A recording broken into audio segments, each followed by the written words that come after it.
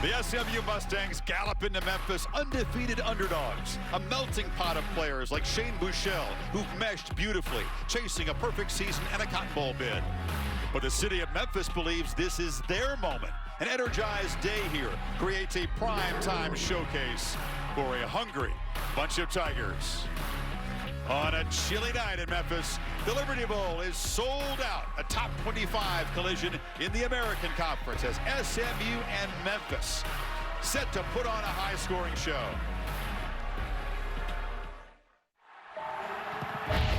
America, if you don't know these teams, then what you don't know will thrill you.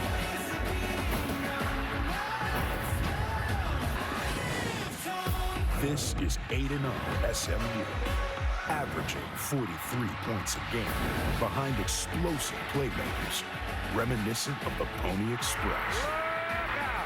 Dickerson, touchdown for SMU! Can you believe it? And introducing one-loss Memphis. All eyes will be on us this week. You do everything on this field tonight. You show the country what we're all about. Led by a double-threat freshman. Touchdown, Kenny Gainwell to the rescue. The Tigers are starting the third straight trip to the conference title game. And what is the conference name? It's American, as red, white, and blue on Saturday Night Football.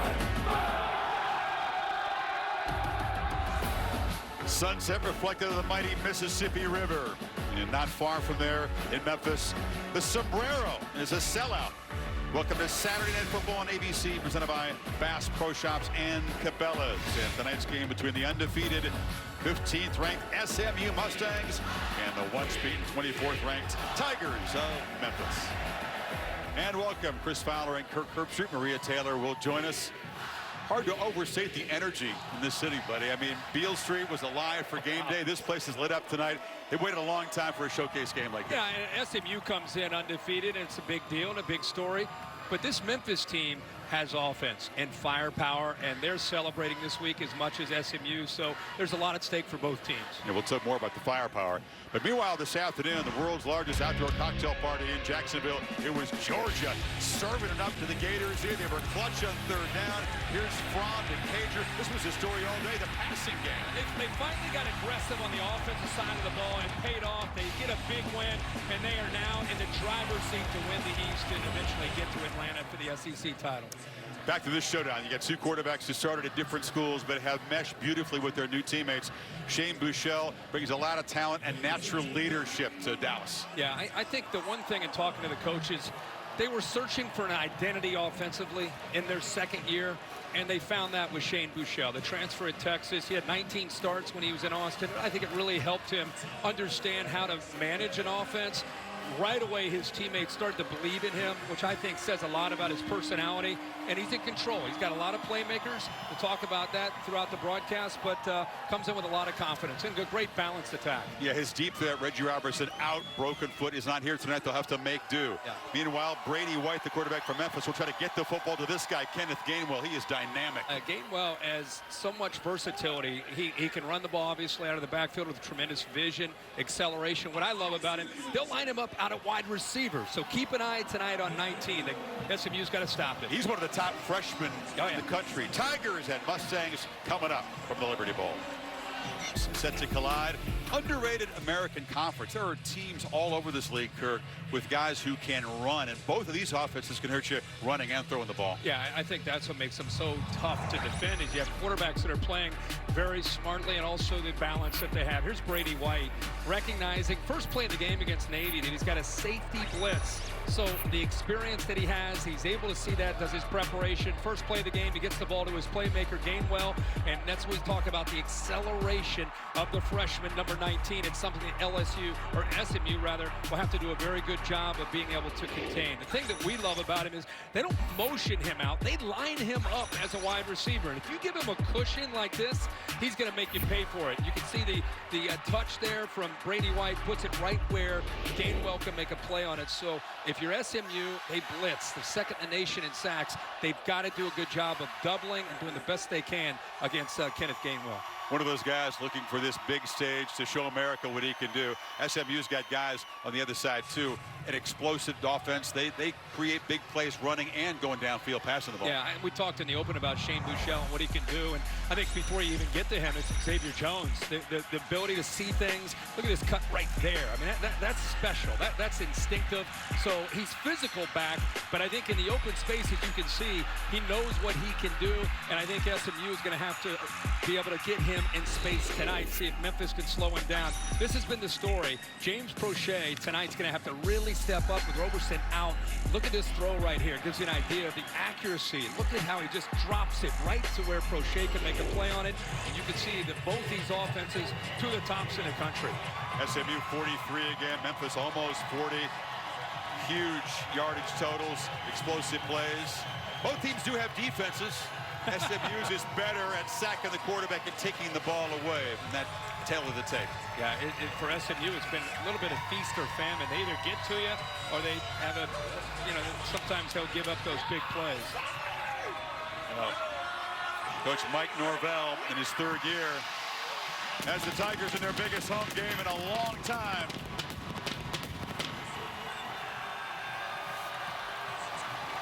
Early fireworks. We expect plenty of fireworks once the football is in the air. High stakes.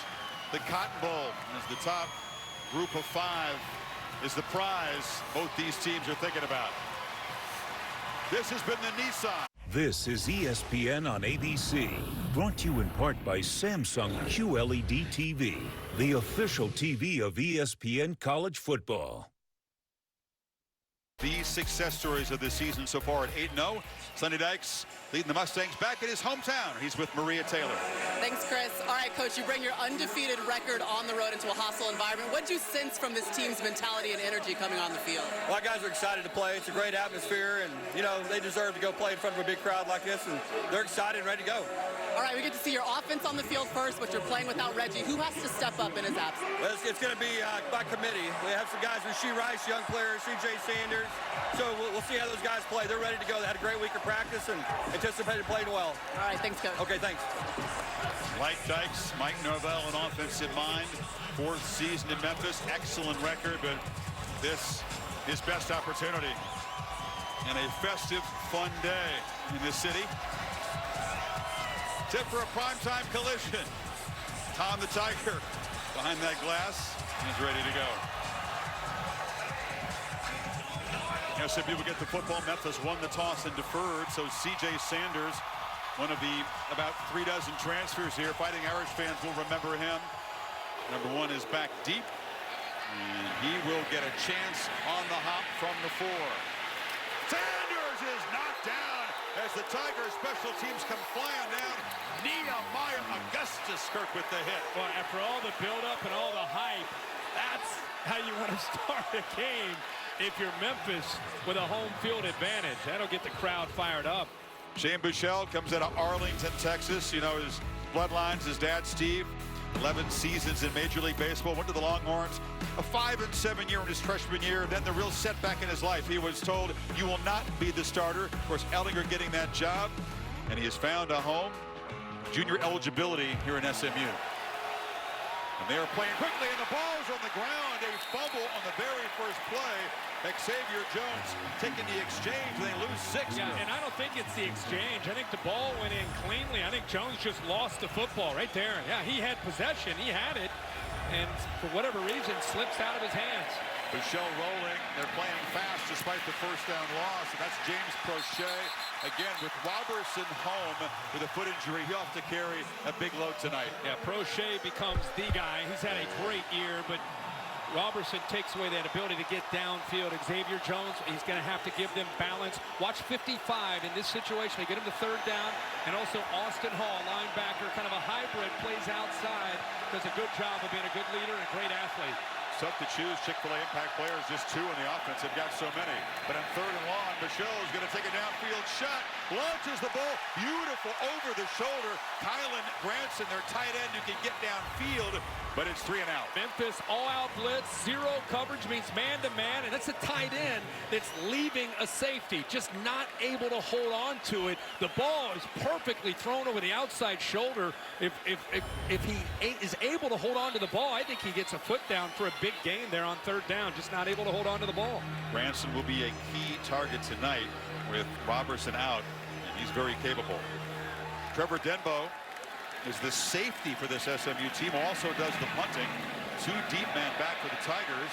It's a low punt, and will spin backwards, and they have to cover it at the 47. So the Tigers defense gets the 3 and out, and they'll have very good field possession on their opening possession for Brady White, California, by way of Arizona State, where Mike Norvell recruited him. Yep, played there for a year with Mike Norvell, and then so he was in that system for a year in Tempe, and then came here, so he's been here in this system for now 3 years total. I think the thing that stands out to me is just has answers. He knows where to go with the football, does a really good job during the week of preparing himself for whatever the defense will be. Tonight, it's a lot of man-to-man and a lot of blitz. He's got to be able to get the ball out of his hands quick tonight. Almost a 70% passer. Dynamic Gainwell is in the backfield. They look to him immediately. He slips out, and that's easy money as the Tigers move the ball to midfield. Chick-fil-A impact players on this side. Yeah, we talked Gainwell in the open. He's going to be able to run and also make a lot of plays receiving. Coxie is a great playmaker. 10 can do a lot of different things. Patrick Nelson, he's the blitzer, outside linebacker, kind of a nickel back, and then the leader in the back end, Rodney Clemens, number 23. 2nd and 3, a long throw to the field, and the catch is made by Coxie. And the Tigers are threatening quickly. And that gives you an idea of Brady White, and he intentionally throws this on the back shoulder, man-to-man. Really good coverage, so what do? You throw it to the kind of a fade stop, back shoulder, let him adjust back to the ball, where the corner cannot make a play on it. He's the favorite target. They love that back shoulder fade. Under center now, White, first carry to Gainwell, running left, makes a cut, and the ex-high school quarterback who's Mr. Everything for this Memphis offense gets down in the red zone. And he's back in shotgun. We showed you in the open how he sees blitz. He senses it. He gets under, see the blitz coming from the right. He's just going to run the ball away from that pressure where he's got the numbers and the leverage with the blocking angles, and he picks up a 1st down and a nice gain. Good awareness there by Brady White.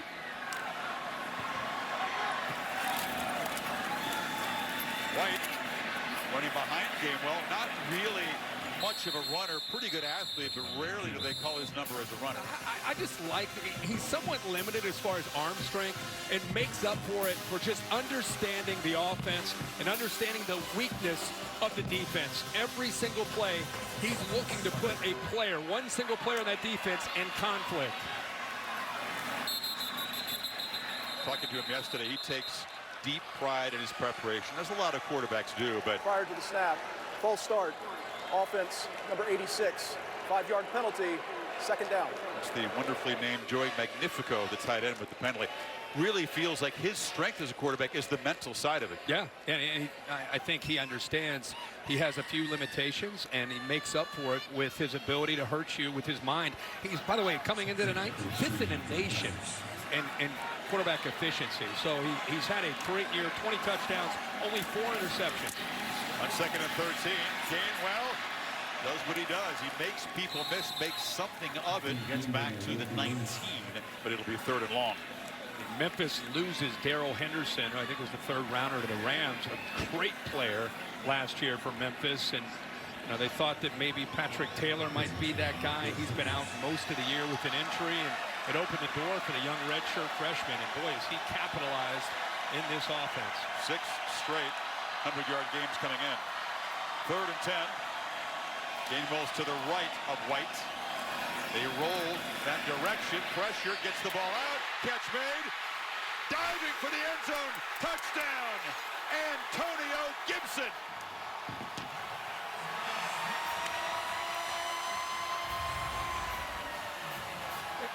Yeah, they're going to make sure he extends before the knee touches, and I think he does there. Progressive pylon cam taking a little peek there to see if that left elbow touched to make sure the ball got across. Watch the left elbow. It might be a little short. The elbow will put him down. Yeah. The ball is very, very close. Yeah, I think playing to the goal line. But again, SMU lives by the sword, dies by the sword. They bring pressure and play a lot of man-to-man. They brought the blitz. They're in the replay. The officials are, in fact, reviewing this. They brought the blitz and gave Gibson a soft coverage. Made it pretty easy for he and Brady White to get in sync. Watch the blitz. They bring a lot of people, and White gets away from it. But look up top of the screen. Absolutely easy when you've got a safety, Rodney Clemens, off at 8 or 10 yards. It's pretty easy there for him to make that just kind of pitch and catch. Going to freeze the progressive pylon cam. The elbow down right there. Yeah. I think if I had to guess, Kirk, the ball, maybe it's an inch short. That angle is a little difficult. Will it be enough to overturn the call and field a touchdown? That's the question. The crowd just groaned because they showed the exact same replay that we just showed on our monitors. Roy Reynolds is the replay official for the American Conference. An early chance for Dave Kataya, who's made the trip in. To weigh in on this one, Dave, in your estimation, is there enough on that replay to take the call of touchdown off the board? One more look at it. To me, Chris and Kirk, as you say, that elbow's down. And when it first goes down, we need to see a sideline shot. That elbow first goes down. If you look at the sideline shot that may be coming up here, that ball's short. Here it is right here. Elbow down now. I've got him short. Pretty close. Yeah, remember, any part of the ball breaks that front edge of that goal line. That's a key part of the rule, and I think there may not be enough there to take the call of touchdown away. If it is short, it's an inch short. On the replay that we just showed our best look, it looks like his glove and his hand is covering the tip of the ball. So and you really can't even see whether or not he breaks the plane. And that's a problem because you got to see the ball. And this easily could stand. He does look short, but again, as you say, Chris. I mean, it's first and goal, even if they do take the touchdown away, but a tremendous effort. Here's a synced look. So elbow down on the left. That's the best angle to see that right there. And the ball, you can't see all the ball. Got to slide the camera just to the right. It's not quite on the goal line. I just don't know if there's enough to take it off the board. That's really, really close, and it looks short, but again, remember, it has to be 100% to take that score off the board. Any part of that ball touches the front edge of that goal line, it's a touchdown. Tremendous effort by Antonio Gibson, the senior out of Georgia. Has been a really pleasant surprise for this receiving corps. If it stands, it's going to be a 6th touchdown of the season. Adam Savoie about to give the verdict.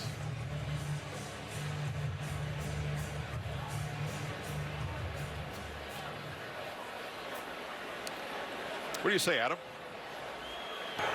After further review, the runner was down just prior to the ball breaking the goal line. The ball will be spotted just short of the goal line. All right, get that one right, Kataya. Yeah, again, that elbow, when it first touches, it first compresses, that ball is about 3 to 4 inches short.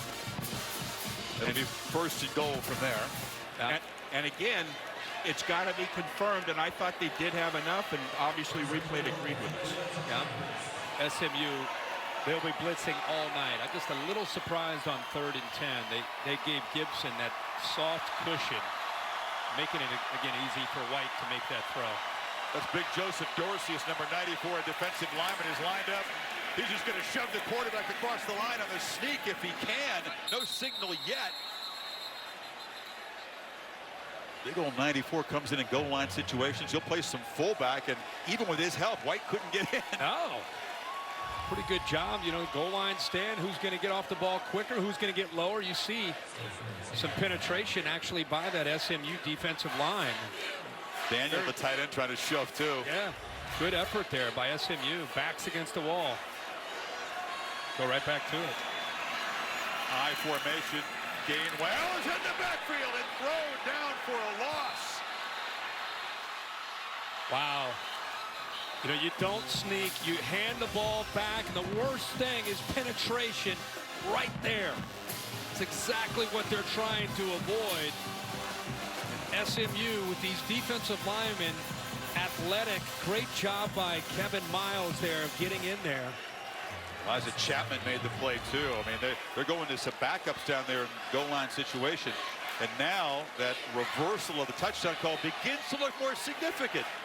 We thought certainly they're going to punch it in. First and goal. Now they go away. 2-by-2. Gainwell is the back on third down. White from the pocket delivers. Broken up in the end zone.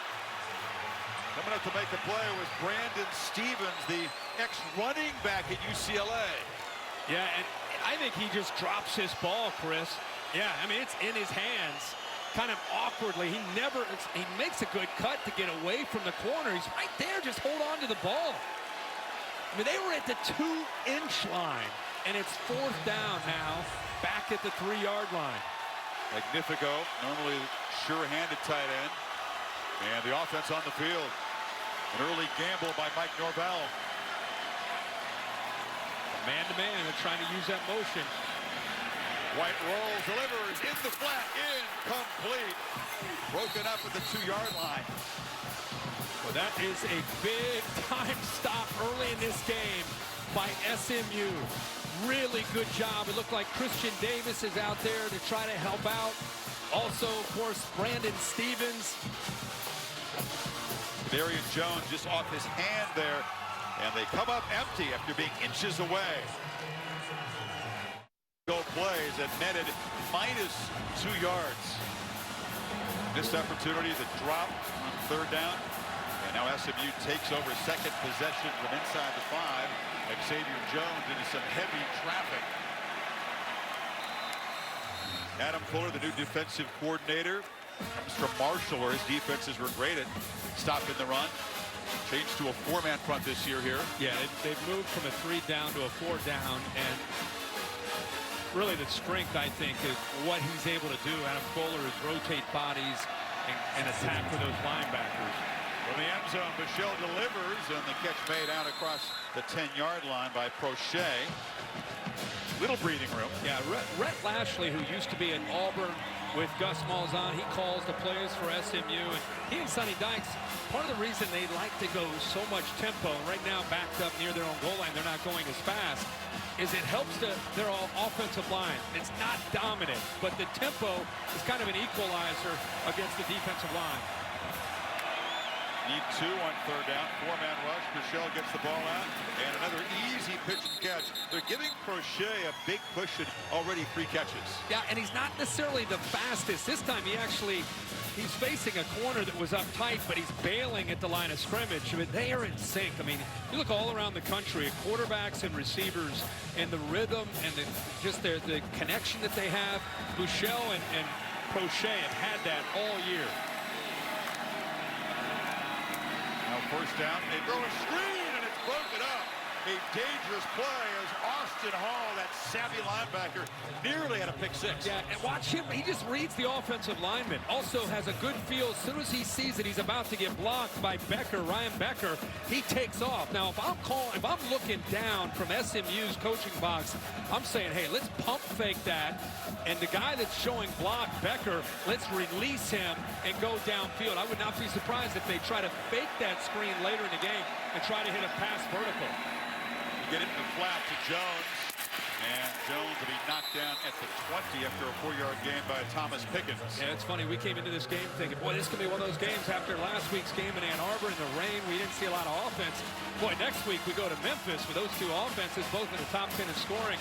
They're going to be going up and down the field. And all this hype, I think, if anything, it's motivated these defenses to show up and play with a little bit of an edge to them. Good point, but it's still early. Oh, yeah. Mustangs need 7 on third down. Michelle steps up, delivers a long throw, and it's Prochet again, and he's in the clear. Stiff arm, still running an explosive play near the 30. Leandre Thomas saved the touchdown. Yeah, a little bit of a miscommunication with the defensive secondary. Watch it right here. They kind of miscommunicate. They lose Prochet of all people. 2 guys stay up in front with kind of getting caught up in the underneath routes. 49 yards, and now he's finally covered that time, so Buechele just airmails it.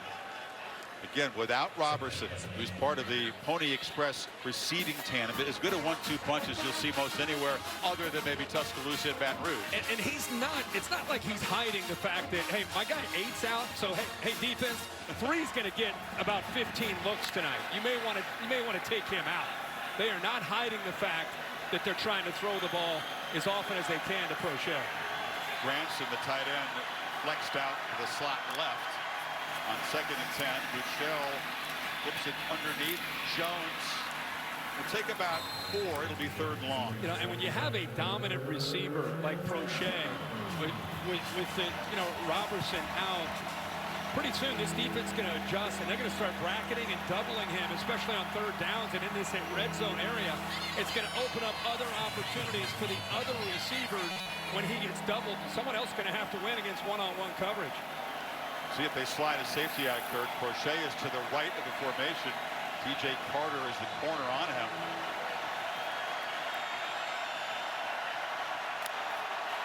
He bails out as Buechele looks the other direction and fires a low ball for Rice, who's the man filling in for Robertson, and it's a 1st down. We just said, you're going to take away Proche. Who else can make a play? Does a nice job getting just far enough beyond the yard, the marker there to get the 1st down. They're moving now. They crank the tempo. Xavier Jones, a 1st down run. Talked about how Rhett Lashley loves tempo. He loved it at Auburn. Now he loves it here at SMU. But back inside their own 10-yard line, they didn't want to do it. Now you're really starting to see the benefit of it. Buechele on 2nd down, fires it away. There was nobody home. Good coverage downfield. Nothing he could do but get rid of that ball. Last time they were in that 3rd down, Proche was taken away, and the young freshman Rice showed some maturity there with that route, getting about 2 yards at the top of his route beyond the 1st down marker. And he came back to the ball, and he's right there where he needed to be. Let's see what they do here. I'll show you where Proche will line up. They're moving him around, doing a good job.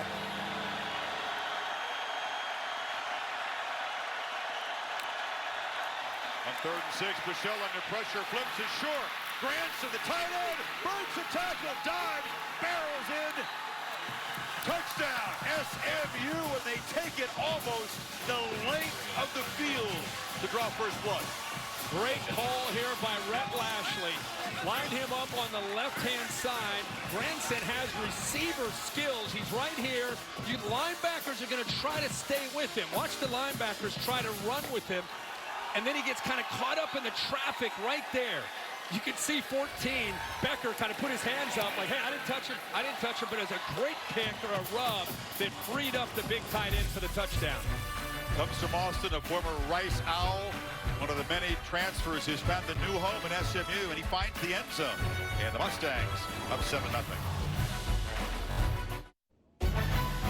Saturday Night Football on ABC is presented by Bass Pro Shops and Cabela's. Your adventure starts here. And in part by Coca-Cola. Share a Coke this season with friends, family, and maybe even a rival. If you're not a student of the history of this sport, you might think that SMU football began with Pony Express. No, great tradition history. Our friend Doak Walker there, part of the greats. Aerial coverage provided by Goodyear, introducing the newest honorary member of the College Football Hall of Fame, the Goodyear Blend. Goodyear, more driven. Exciting times for Memphis Tiger basketball. The great Penny Hardaway coaching this team. Tremendous recruiting class in the pipeline. A lot of talent on campus now. Big expectations. Some people think they can be a Final Four team this year. SMU with a 97-yard 12-play drive. They converted 4 third downs on the drive, Kirk, including the touchdown. And let's not forget the goal line stand. They were back to their 2-inch line, came up with a stop on 4th down to get the ball back, and then took it to 12 plays into 97 yards. The 49-yarder to Proche was the big play in the drive. Russell Roberts to kick it away. Antonio Gibson. Give it a go from the 8. And Gibson does a good job following his blockers. A nice return out across the 35. A flag comes in. Memphis believes and there's good evidence, they have a huge edge in special teams tonight. In terms of special teams efficiency, one of the 2 best teams in the country. At times, the Mustangs have struggled in this area. After the play, personal foul, unnecessary roughness, kicking team, number 43, late hit out of bounds, 15-yard penalty, first down. So Brian Holloway, the linebacker, with a mental mistake, launching himself, and that'll put the ball right at midfield as the Tigers try to answer the Mustangs touchdown. Cassidy Hubbard here with your Dr. Pepper Fansville studio update. Number 17 Cincinnati and East Carolina both putting up points early. Michael Warren with a 2nd touchdown of the day. The leader in the AAC East up 21-14 early in the 2nd. Chris Hervey, back to you. Cassidy, thank you. Coach Pickle's club, the other ranked team from the American Conference. They have more teams in the top 25 than the Pac-12 and the ACC. Great depth in this conference. So Memphis, after the penalty, and there's a penalty on this first play, they hand it to Gainwell. Delano Robinson on the stop. Typically, you're going to see a hold in the middle. Holding, offense, number 56, 10-yard penalty, first down. The last drive, but they got down on the doors. They had this touchdown taken off the board. They were celebrating right here until it got reviewed. They got taken down there on the 2-inch line. They lose big yards there on 2nd down. And here's 4th down. Looks like they may have a touchdown, but Magnifico unable to hold on to that on 4th down. 1st and 20 after the hold, a slant. Trying to zip it too high, and they wanted a flag against Coxie. It was Robert Hayes, backup corner in coverage, and there is a flag thrown way behind the play, but it will pass interference. Defense, number 7. Ball be placed at the spot of the foul. Automatic first down. Just see this tight coverage here. Gets his left hand on the shoulder. And this gives you an idea. He's reading that safety, the quarterback is. You hear run pass option. And what he's doing is he's simply reading if Clemens is coming down in run support, he's going to pull it out and make that throw to that quick slant. He made the right read and catch a break there with the interference. But you'll be seeing a lot of that tonight, that RPO game tonight from White and his offense. And to me, there wasn't a lot there for no, maybe the left hand on the shoulder, but not much. It's big. It's a first down and 10 now in SMU territory. White straight back, throws far side, and the catch is made by Magnifico inside the 30. Nice job of picking up the blitz off to the left. You'll see the back help out along with the right guard. What I love is the route. Magnifico wanted to go down the sidelines, but the safety, Denbo, took that away, so he kind of came off of that route, pulled back off that wheel, and Brady White kind of connected eyes, and he makes the right throw. Magnifico, the 2nd most receiving yards of all tight ends in the country. And now White throws behind, some miscommunication there with Coxie. I thought it was interesting, Brady White telling us, and this offense is hard. Well, a lot of college offenses are hard. What makes it hard? Well, he said it's the quarterback and the receiver almost on every route have to be able to read the same coverage. And if we don't, you know, the fans might see me throw it one way and a receiver go another way and think, what the heck's going on? But it comes down to they have adjustments on almost every route they have in this system there. Receiver White ran one thing and the quarterback read another. White from the pocket dumps it across to Coxie, and he squirts between defenders. He's near the marker, battling out inside the 20. He'll be marked a yard short. Yeah, he plays with great passion. 6'3", 200 pounds.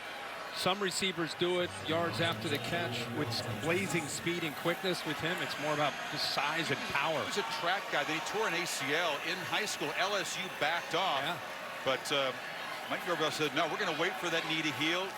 Come on, play for us. And he's been extremely productive. A junior from Reserve, Louisiana. Remember, short yardage a problem earlier. You got Gainwell and Wildcat. Now White, the quarterback, set very far right. Gainwell just follows his blockers. He's little, and they list him at about 5'11". He's about 5'9", but strong legs. Yeah, I would have liked to see this maybe down inside that 1 yard line. Just snap it to 19, and good things are going to happen. Dorcius, the defensive lineman who's in there, helps out as a fullback. Has played actually fullback in his career. Does a nice job. He's got good weight. He does. Big fella. Yeah, they're going to go with it again. Gainwell, same thing. Breaks free. Stiff arm. Scores standing up, and Memphis answers. The dynamic freshman. 15th touchdown this season for Gainwell. Hey, man, we're kind of kidding there about 94 leading the way. It's not a joke. Dorcius at 265, 270 pounds. Watch 94's block. Huh! Oh, I mean, he just opens that hole up on the outside. And poor Robert Hayes, the corner 7, he did not mean that. Opens it up. And that felt really, he was pleased with himself. Oh, yeah. Block, oh, you kidding me? Those big linemen that come, defensive linemen that come in as a fullback, that's a dream shot right there. Curious for Hayes. He had the pass interference, and he got trucked on the touchdown. 7 apiece in Memphis. And the ESPN app. Might need it to keep track of the stats. The offenses, after a slow start, have both awakened. 5-play, 50-yard drive. After the penalty set the Tigers up in midfield. Took just 2:15, and talked about Kenneth Gainwell in the open, and he has delivered early. Dynamic play, a touchdown run out of the Wildcat formation.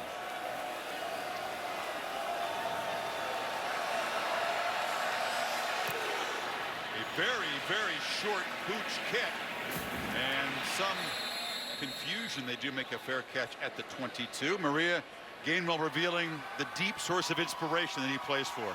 Yeah, we saw it on College Game Day as Tom Rinaldi was reporting, but Kenny Gainwell has an older brother who at the age of 18 actually had a stroke, and he planned on walking on at Southern Mississippi but was unable to because of this health condition. And now Curtis Gainwell Jr. is the reason why Kenny plays. It's the reason why he runs with reckless abandon. And he talks to his brother before every single game. That's the last call that he makes before he puts his phone away. And if you guys want to watch the entire story, you can watch it on the ESPN College Football YouTube channel. But it's an extraordinary story between two brothers who have certainly inspired one another. That certainly is, Maria. Great stuff. It gets you, Curtis.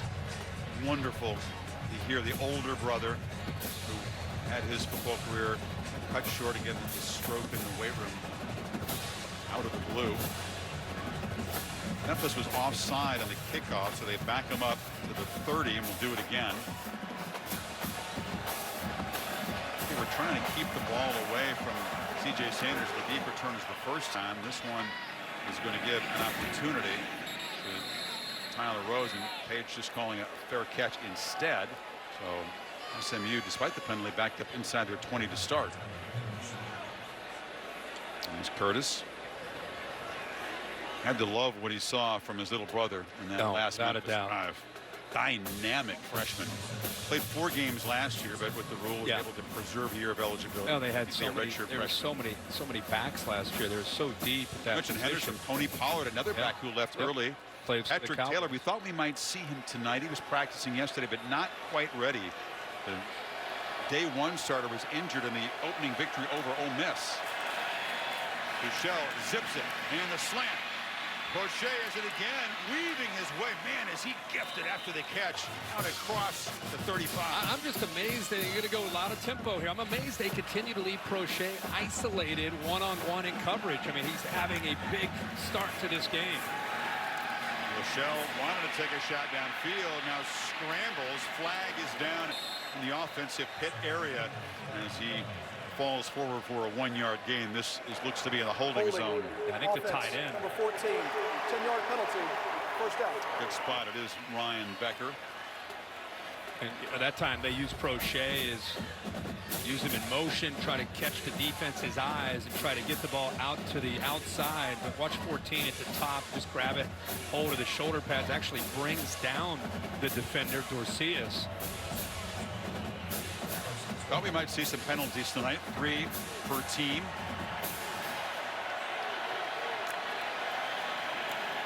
And 1st and 20 across the middle.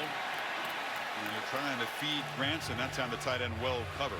Yeah, they got some pressure. That time they brought a late blitz with Zay Cullins, number 8, bringing that pressure. They have 5 receivers out wide. You got a one-on-one opportunity, meaning Buechele's got to get the ball out in a hurry. but just not able to get on the same page with Granson. And I think Granson, Chris, you talked about that this afternoon when we were getting ready for the game. Prochet's obvious, but who's that next guy with Alderson down? That big tight end could be the guy. Michelle rolls, surveys, and fires across the middle. Had a man open. That was Sanders. But the throw too high, and it's third and very long. Yeah, he's working through his progressions. It's like a levels route out to the outside to the right. But Sanders kind of sneaks back here. He's trying to settle in that open space, hoping that eventually he sees him, and he sees him. Not able to get it to him with accuracy. Frustrating. Sanders, obviously a talented guy. They haven't really found a way to use him much this year. That time, Michelle missed him. Damon Freeman is the back on 3rd and 20. Tigers rush 3 and drop 8. So Bichelle just dumps it up underneath. And this is Freeman who's knocked down across the 40. But the penalty really set him back and killed the drive. Here comes the punt team. Absolutely. And just trying to get some positive yards there on 3rd down and try to push Brady White and the Tigers offense back to start their next drive. Everything taken away downfield. Back in the day, our friend Craig James, and he was a running back, and he also did the punting for SMU. So really? I didn't know it's not a precedent. With Denbo, you don't see many safety slash punters. No, not at all. That'd be the only one. His punts are often not artistic masterpieces. Kind of punts like a safety sometimes. And it's a short one again. Fair caught at the 30-yard line. Tuesday night on ESPN and the ESPN app. You tip off the college basketball season. It's 9th annual State Farm Champions Classic from Madison Square Garden. Kansas and Duke is a top 5 matchup.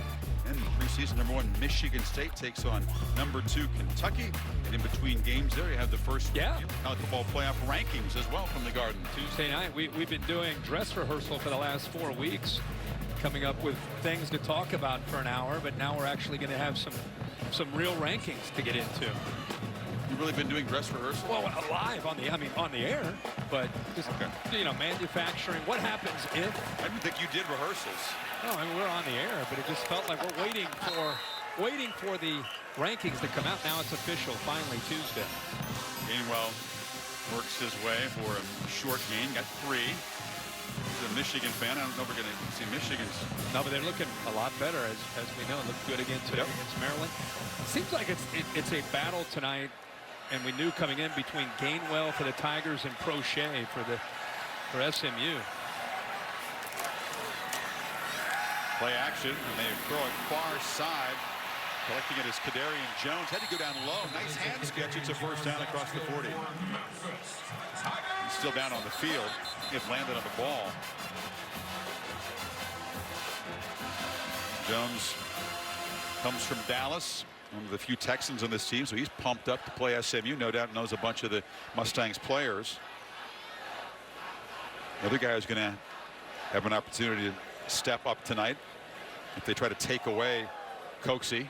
I think that's Magnifico. That's the great thing of this offense is it's not one guy. I mean, you've got 3 or 4 or 5 different guys if you include the big tight end Magnifico that can hurt you in this offense. Kevin Johns, the offensive coordinator, a protege of Kevin Wilson, took him under his wing. But there is some Gus Malzahn influenced stuff that would you say on both offenses. I mean, obviously for Lashley on the other side. Yeah, definitely. And the air raid of Sonny Dykes and what he brings to the table with SMU and their approach. Memphis's approach is, I think it's a combination and a mix of a few different offenses over the years that we've seen. It reminds me a lot of a Clemson kind of offense or an Auburn. Kylan Watkins gives a breather to Gainwell in the backfield. And he's got it. And he slams forward for a short gain. Watkins transfer from UT Martin, walked on. He's one of the guys that came through the tryout process. Both these teams have tryouts. You don't see that a lot of the teams we cover every week, and they get guys who can run off the tryouts who make the roster. Yeah. I mean, but you're dealing with trying to continue to raise the bar for your program. you're constantly looking for players, whether it's through the transfer portal or having tryouts. Yeah, you got to fill the roster out. Both teams have done a good job filling a lot of roster holes in recent years. Final minute of the first quarter. White back looking far side and incomplete. On the sideline there, it was Coxie, well covered that time by Armani Johnson. Yeah, you know, I think the fans are reacting to both the receiver and the corner. So I thought the jersey grab, too well covered. the jersey grab at the end, they were doing a good job kind of jockeying for position, both looking back at the quarterback. But at the end there, Johnson grabs a hold of the jersey. I'm surprised it did not get called. Crowd surprised too, and they're still booing. So it makes it 3rd and 7.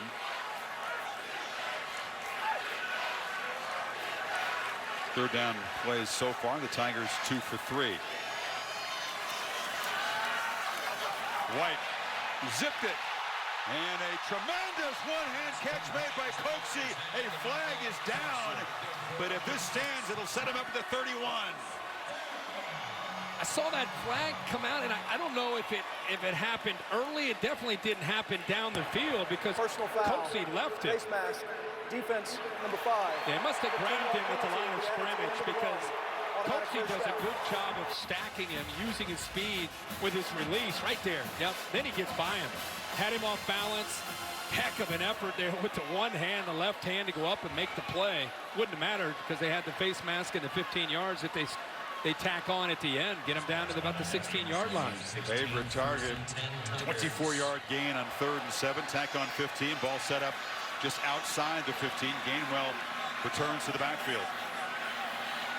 Seconds ticking down. Will they run a play before the end of the quarter? They just do. And White looking for the end zone jump ball. Too high for Gibson over there, and that will end the first quarter. As SMU with a long march struck first, the Tigers answer, and now as we begin the second quarter, we'll try to build the lead. End of 1. Back after this message, and we're near local ABC station. This beginning the second quarter in the red zone. 2nd and 10 on the Mustangs' 16-yard line.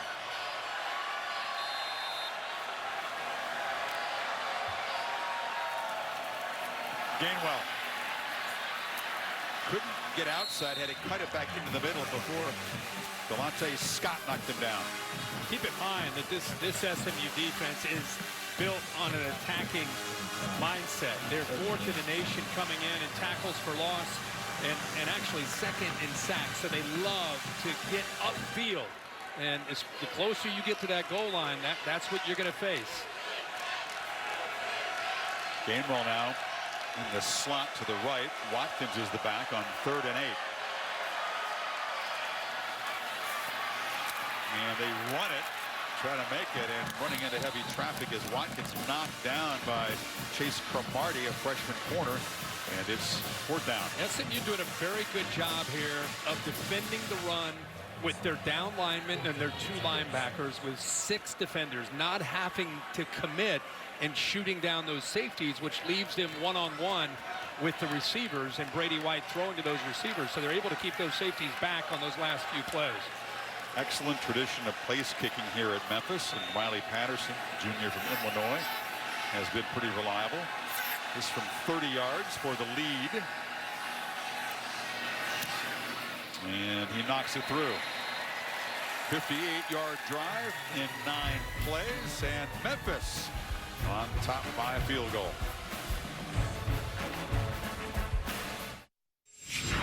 Cassidy Albert here. Let's take a look at one of AT&T's best performances. USC hosting number 7 Oregon Trojans. Freshman QB Keaton Slovis showing great pocket presence and patience to find Drake London for the 8-yard score.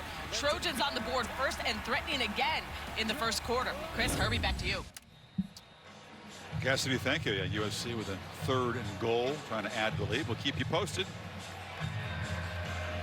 Memphis held out of the end zone. A red zone trip that produces 3 points. And now Patterson to kick it away. It's a surprise onside kick. They do this a lot. I mean, they give it a chance here, maybe come up with something, pooch it. But SMU's all over with the fair catch. How about that kick? I think he pounded that into the ground and bounced up. I don't think that's a pooch. Let's see if he banged that into the ground. No, he did get it up into the air. Okay. A little sand wedge. Yeah, it really is. You know, SMU, you don't watch tape and not get prepared for stuff like that against Norvell. Yeah.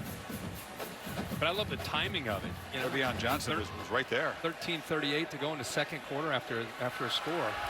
They hand it off, Kirk, and this is Jones. I was going to ask you, why do you think that Red Lashley has not handed the ball off and got the ground game going? It's a good running team. Yeah, it is. I mean, over 200 yards a game. I think they'll get to it. I think right now, based on the look that they're getting from Memphis, that's dictated the play calling at this point. But they're going to need balance tonight, not just throwing. They get it out to Granson, and the tight end falls forward. Yeah, just 4 runs and 17 passes so far for the Mustangs. Yeah. They don't have any positive yards at all right now. They're just right at 0 yards rushing. But I think as the game goes on, you'll see they need to rely. Xavier Jones is one of the better backs in this league. Very tough downhill runner. Senior out of Spring, Texas. He's 4th in rushing touchdowns in the country. Hadn't a lot of chances yet. Why not zip it to Crochet? And it's a first down at the 41. I continue to be amazed that they're giving him a cushion. Claybrooks that time giving him on 3rd and 4 about a 5 or 6 yard cushion, and that's not a good sign for SMU. Crochet limping off. Favoring that left leg. With Robertson out, Crochet is the only receiver on this club that's caught a touchdown pass this season. He's the guy. With Robertson down. Granson's been a target at tight end, but the other receivers have not found the end zone. Now on the slant, and the catch is made by Rasheed Rice. They really have to step up. Well, that's a heck of a catch by Rice, the freshman. Let's take a look at the end of that play that made him go off the field. I don't know if he got rolled up on. It's like, I don't know. The way he went off the field, let's see if he's able to come back. Buechele on 2nd and 1 takes a shot, and the throw down inside the 5 is incomplete. Looking for Rice, Carter in coverage. It'll be 3rd down and 1. Rice, the true freshman, 6'1", about 190 pounds. Covered really well, but the placement of the ball gives him at least a chance. He throws it away from the corner. Wait a second. Wow. Wait a second. They better to take a look. The toe was down. He did get that catch. And SMU, you're right. Don't play with tempo here. No, they're going to want to give the replay booth a chance to see this. That's a catch. Does he have control of the ball? The foot's definitely down. Oh, he's got control. That's a catch. How about the freshman? Ruling on the field is an incomplete pass. Previous play is under further review. So Robertson's not here. Crochet, who's making all the plays tonight, goes down. He's already got 6 catches for 88 yards. So who are they going to turn to? You mentioned Granson, maybe the tight end, but instead the freshman, Rice, with a big-time catch. Take a break and check the review on the other side. Saturday Night Football, presented by Bass Pro Shops and Cabela's on ABC, is brought to you by Pacific Life. 150 years strong. Protection and retirement solutions for your future. Corso as Elvis on game day this morning. Here's the call. The receiver caught the ball, got his left foot down inbounds, and maintained control of the pass to the ground. It is a completed pass. SMU ball at the 2-yard line. Left hash, 1st and goal. It's the second review. We'll check the progressive pylon cam. The second review that's gone against Memphis. This is real close. I'm glad they ended up turning this over to progressive pylon cam. That's a incredible effort to not give up on a ball. The placement by Buechele, and he's rewarded for that effort with the catch down inside that 2-yard line. Big time by the true freshman. Jones the back on 1st and goal. And it's a reverse, and looking to throw the ball back. Crochet will just wisely heave the ball out of the end zone. It was actually a little too close. He was caught by Carter, but out of bounds. That was nearly a disaster. I thought he was just throwing it away. He was throwing it up in the air. You said a good call, and I'm like, I don't know, man. I think he just threw it straight up in the air. It's intercepted. He's just out of bounds. Out of his hand, I was convinced he was just going to airmail it. It was way too close for comfort. It was like backyard football, throw it up. Carter catches the ball but does not get his foot down. I bet you they get more conventional on the second down play. Yeah, he handed off to Xavier Jones and barrels in for a go-ahead touchdown. We've been talking about how physical of a runner he is, and what better way for him to show that than down inside that 2-yard line. And like you said, more conventional. When he squares his shoulders at 210 pounds, he's a handful, and good blocking that time. Nice catch by Rice to set up the touchdown to put SMU up. 15th rushing touchdown of the year for Jones. Lucky they got a chance to do that. Why you don't call that on first down, I'm not sure. Crochet very nearly with a costly pick on the trick play, and this was pretty straightforward. Jones has been doing this all year in this conference. Yeah, look at the left side. Nice job of pushing down, opening that hole up, and then Dennis comes around and clean it out. SMU back on top, 14-10. Joins the competition. You can go to ESPN.com/Taco Bell to see your school compete. Get the committee's attention by using the hashtag #LiveMyStudentSection contest. 53-yard, 7-play touchdown drive for SMU to reclaim the lead after Memphis had scored 10 straight. Antonio Gibson, receiver, is deep for the Tigers as Roberts steps into it and boots a low kick along the ground, scooped up by one of the up men, and running along is Magnifico. Magnifico, the tight end, still going. Tight roping down inside the end zone. The flag is down. Boy, it's a block in the back that will bring this back. And believe it or not, of all the players, it's the kicker that he ends up blocking in the back. And Magnifico made a nice play. They try to create another unusual kick. He scooped it up with great hands. Yeah, During the return, it was illegal block in the back. Receiving team from the 94. 10-yard penalty from the spot of the foul. First down. I don't even think you need to make it's the kicker that's chasing him. He's just enjoying running over smaller people tonight, Dorcius, and he got carried away. Yeah, he is. You know, he's right here, the big fella right there. Watch him. He looks that kicker up, pushes him in the back, knocks him down. Actually got him to the corner. 75-yard kickoff return by the tight end, which would have been yet another one. Would have been the 10th for Memphis, the 10th in the last 3.5 years. Incredible. No one's had more. Modern day Beamer ball. Yeah. Their average starting field position in the first half, their own 46-yard line near midfield.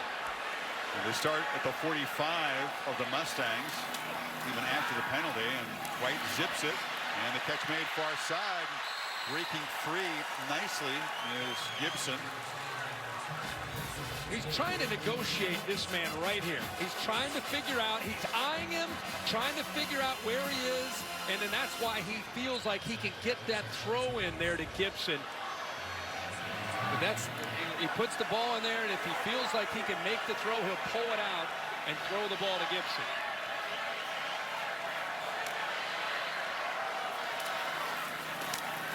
Gainwell, they fake it to him. And White had nobody open, so they just fired the ball right into the pass rusher. There's that SMU attacking defense. Flag is down. Kevin Kane uses, man, they get upfield. Alante Scott came flying in, and White just fired the ball off him. Right at him. He's trying to throw it back to Gainwell. I think that's what they're trying to figure out. Was Gainwell close enough? Looks like they've decided he was not. There is no foul for an eligible downfield. Intentional grounding. Offense number 3. Ball be placed in the spot of the foul. Loss of down. Second down. It's one way of trying to negate the pass rush. Just fire the ball at the guy who's chasing you. Yeah, and I think if you sell it a little bit better, I don't think it's called, because Gainwell 19 is right there. You can see, watch. It's almost an effort of I'm just trying to get rid of it, just throwing it down, and I think that's what signified to the official that he was basically giving up on the play. Well, may have slipped out of his hand too. I think he was aiming it down, kind of forfeiting the play. 2nd and 18. Gainwell is Tackle behind the line, flying in was Nelson Paul, a backup defensive end. Yeah, and he's the true freshman that uses speed. Has a lot more twitch and quickness on the backside. I'm surprised that he didn't make a read there, and with the defensive end on the backside collapsing like that, usually you see quarterbacks in modern football feel that and pull it and run around the end the other direction from where Nelson Paul was. 3rd and 20. They're not near field goal range yet. Gainwell's trying to get him there, and he is going to be knocked down at the 31. So the illegal block takes the kickoff return touchdown off the board. Then he get an intentional grounding, setting them back, and ends up being 4th down at about 12. Really like bring out Patterson for a field goal try. Kevin Kane defense. I just love their approach of being aggressive and attacking the line of scrimmage, taking their chances. This is from 49 yards, 3 yards short of Patterson's career long. Steps into it, gives it a ride, and knocks it through with plenty to spare. So not what they were hoping for with the great field position, but the long field goal cuts the lead to 1. Talked about the Pony Express. Then they had it rolling. They had 4 straight 10-win seasons. Then they ran afoul of the law, and the death penalty cost them a couple of seasons. And look at that period of time between 89 and 18, almost 4 decades, not one single appearance in the AP rankings. So here they are sitting at 8-0 for the first time since the glory days. And you take a look at this bar graph. Look at the win totals here. Look how rough things were after the death penalty was lifted. A couple of winless seasons, 1-win seasons. They spiked a little bit, then sunk back down in 14 and 15. And now, with 1 more win, they're going to exceed the total of all those seasons post-death penalty. Like the bar graph? Yeah, that was really cool. And it really does a good job of illustrating where they were at one time. When I was a lot younger, I used to love to watch SMU. I mean, they were the team you watched back in the early 80s with Craig and, of course, Eric Dickerson. And they're playing at Texas Stadium, filling the place up with some big games. The quarterback that they had. Lance McElhaney. He'd be 10, 15 yards downfield, pitching an option. I mean, they were sweet back in the day. Yeah, I mean, again, this is just hard to fathom. They couldn't once get in the bowl in 40 years. 5 winning seasons, and again, 8 seasons of 0 or 1 wins. So got close. 8-win season, not bad in 09-11, but this is really a chance, a special season. And Sonny Dykes is trying the best he can to get his guys not to step outside the bubble and think about what they could potentially achieve. And I think they're buying in. You know, even on the stage this week, I think they're just appreciative from where they've been to have an opportunity to win games, be ranked. They're enjoying the ride, but not losing perspective at all. But fun team to watch. Came in here as undefeated underdogs tonight, and the lead is 1. Michelle, that play looked sort of messed up from the start. He stopped by Carter for a loss, but Jones made the late shift. They just didn't look together. Yeah, and Shane Buechele is going to beat you with his arm, not necessarily his feet. And he felt that T.J. Carter was coming off that edge as a blitzing corner, that he might be taking the back Jones, and he thought he might be able to wiggle around him for positive yards, but just not quite the speed to be able to do that.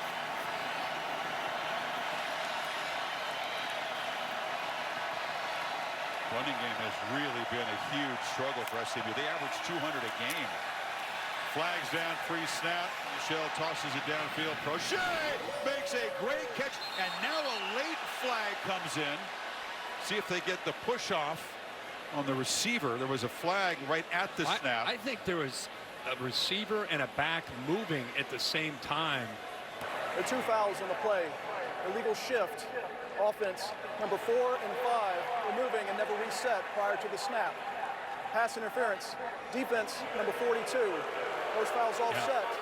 Replay second down. Memphis used to have a Canadian Football League team, but we're not playing Canadian rules tonight. So the PI on the tremendous catch, by the way, by Prochet makes it an offsetting foul. Yeah, Page in motion, and Jones just kind of shifted from one side of the quarterback. Are you kidding? To the right. And of course, offsetting. never happened. I mean, for us does it in did. practice, For he does us it every game. He's just got crazy hands. Yeah. He's fun to watch. A certain Sunday-type talent. Through all that, 2nd and 11 again. And Bouchel looking for the slant. Prochet makes the more conventional catch at the 30. Francis defending. It'll be 3rd down. And Francis, I think, is getting tired. He's been beat on that slant a lot tonight, and he's starting to cheat it. Now, he just got beat behind it. You know, in the previous play, we saw that Prochet, who's known more for the underneath routes, the quicker routes. Robertson's really the guy that can take the top off of the defense. But with him out, Prochet has to kind of take on that role as well. But you're starting to see Memphis jump those quicker slants and underneath routes. Francis was picked on a lot by Tulsa in the narrow escape by Memphis last week. Michelle on 3rd down tries to throw a back shoulder fade, incomplete. Granson was trying to fight back to the football. It is 4th down. Yeah, moving Prochet this time to the left. And you're right, it's the timing of the back shoulder fade. Top of the route, he's trying to get back, but the ball just underthrown, not able to get back and come back underneath Jacoby Francis. Michelle's thrown it 22 times in a quarter and a half. He's 15 for 22. Still just 6 running plays called by SMU tonight. And Dembo kicks it straight up in the air with backspin. And it's still bouncing around. Another punt that is just ugly to look at. Memphis back to work, down a point. 8-0. It rose to number 2 in the AP poll that week. For tonight's trivia question, I want to know the last time SMU was 8-0 in the start of the season. Who was number 1 in the AP poll that week? Well, 82, when they eventually tied Arkansas. Nebraska. Penn State beat Georgia for the championship, but was it Nebraska? I don't know. I just threw it out there. Early 80s, Nebraska was Dave Remington and Turner Gill and those guys back in that era. Gibson, and a flag is down again. The flag's beginning to pile up. Offense, number 79. You like that? 10-yard penalty. Just from the hip, I just pulled Nebraska. Well, yeah, you're trying to like analyze it. No, I'm not trying to analyze. I'm trying to reconstruct that 82 season. SMU was number 2. Yeah, they got tied. They got tied by Arkansas, so that took them out of the running. And then Penn State beat Georgia in the Sugar Bowl for the national championship. That was before Miami got hot. Yeah, right. So who's your guess? I'm trying to call the play here. It's 1st and 20. I know that you want to make it 2 for 2 against the Bears. I thought he'd come hard with a group of 5 Affleck trivia question this week. Was USC up there? No, I'm going to say either Penn State or Penn State. They came from 3. I want to say Georgia. Georgia. I'm going to say Georgia.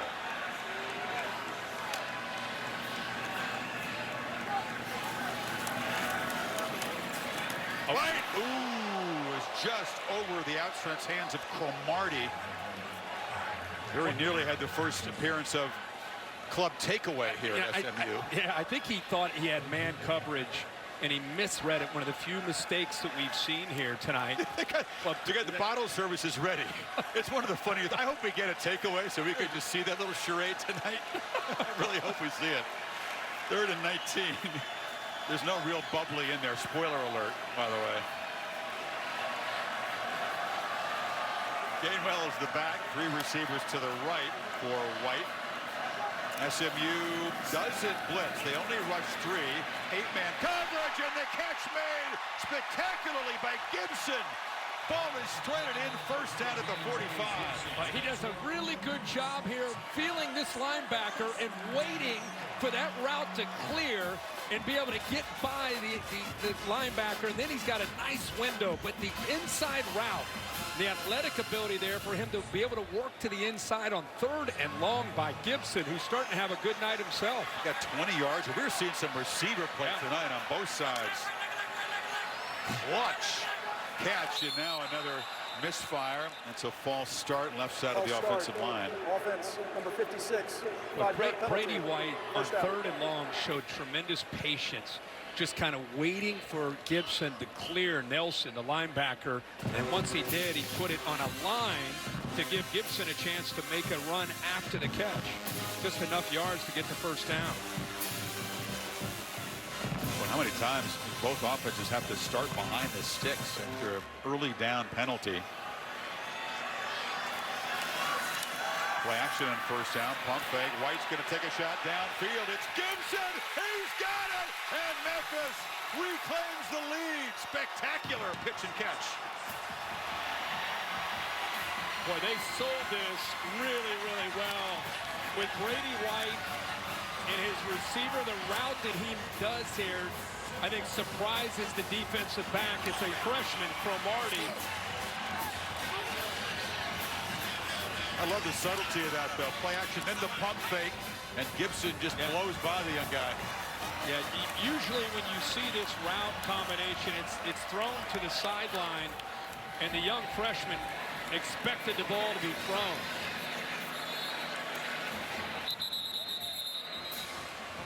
The flag on the PAT.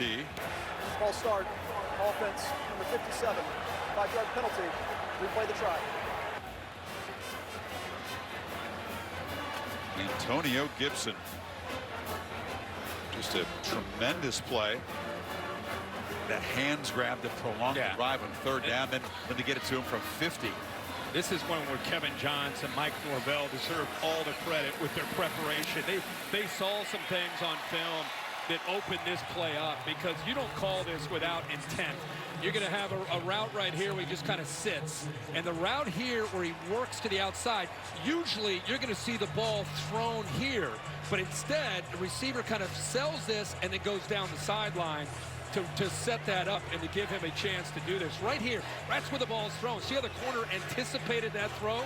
Instead, it's a pump fake, and they use that to kind of get the young corner out of position. They bait him, needed the time to sit in the pocket to make the throw. But Brady White, this is why he's 5th in the country in passing efficiency, and makes throws like this down the field, and he throws them accurately. You know, he was booed early. Perfect throw. He was booed in his own stadium against Navy in the first half, and he's battled through that to a point now where they're winning because of him and because of his arm, not just his decision-making. Now with 21 touchdown passes on the season, just 4 interceptions. Talked about his 70% completion percentage. These two top 10 scoring offenses beginning to heat up here. Sanders from the 2, looking for a crease. Knocked down at the 27. Had 3 different lead changes tonight. Go back to the Bears, see how we did in the Affleck trivia question. You've got the right state but the wrong team. The answer to tonight's Affleck trivia question. The last time SMU was number 2 in the polls, they were 8-0. Who was number 1? It was Pitt. Remember, Penn State beat Pitt in the regular season finale, which allowed them to go to the Sugar Bowl. How about that, take on Georgia. That was a great national championship race in that year. All kinds of stuff going on, and the decision with a few minutes to go, they chose to kick the PAT. Bobby Collins did for SMU, and not go for the potential 2-point conversion to lead. Ended up being a tie, and that's what cost him the perfect season. And now Crochet just doing what he does. Short catch, makes a man miss, scoots for a first down. Yeah, but again, I love when receivers take away the biggest threat, and Rice out on the outside, he makes a block on the safety. That way you make the corner 7 have to make the tackle, and he doesn't want to do that. So take away the better tackler with a block and make that young corner make a play. Freeman ran into traffic behind the line, able to bounce it for a 1-yard gain. Chris Claybrooks on the stop. Claybrooks an interesting story. He's one of those guys that they came here via the tryout. A truck pulled up on the field or halfway through a tryout. Dude clocks 4.25 in the 40. Showed up with no cleats. They just gave him a pair of borrowed cleats. 4.25. It's like, welcome. Here's your locker right here. Oh, what position? Doesn't matter. We'll talk about that later. Downfield throw. They get lost in coverage. It's Rice running free and dragged down inside the 10. Thomas, the safety beat. Well, we wondered, Chris, who would step up. Watch this route by Rice. Boom! And there's my man Claybrooks runs a 4.2, but he's not in coverage. It's one thing to run a 4.2. It's another thing to be able to have an awareness in coverage.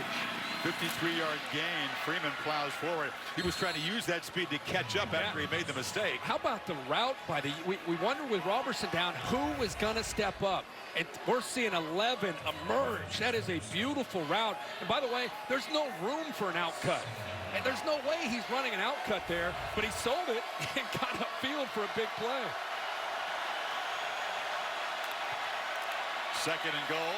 Bouchel batted down at the line of scrimmage. In fact, he had to dive in. Let's see if they ruled that he made the catch. Quindell Johnson came on the blitz and got a hand up. The safety they bring right here on the outside. Can't get there, so he does what all defenders do. He just kind of see his feet kind of pitter-patter. He's just trying to time up when to go airborne and does a perfect job of going up. They said he will be a future superstar. With Sanchez Blake going down with an injury, they've had to move Johnson to that weak safety spot. He seems to be getting better and more comfortable every week. Game clock has been reset to 3:50. It'll be third and goal as the Tigers defense tries to come up with a red zone stop here. You would think Prochet is going to get his chance. He's all the way at the bottom.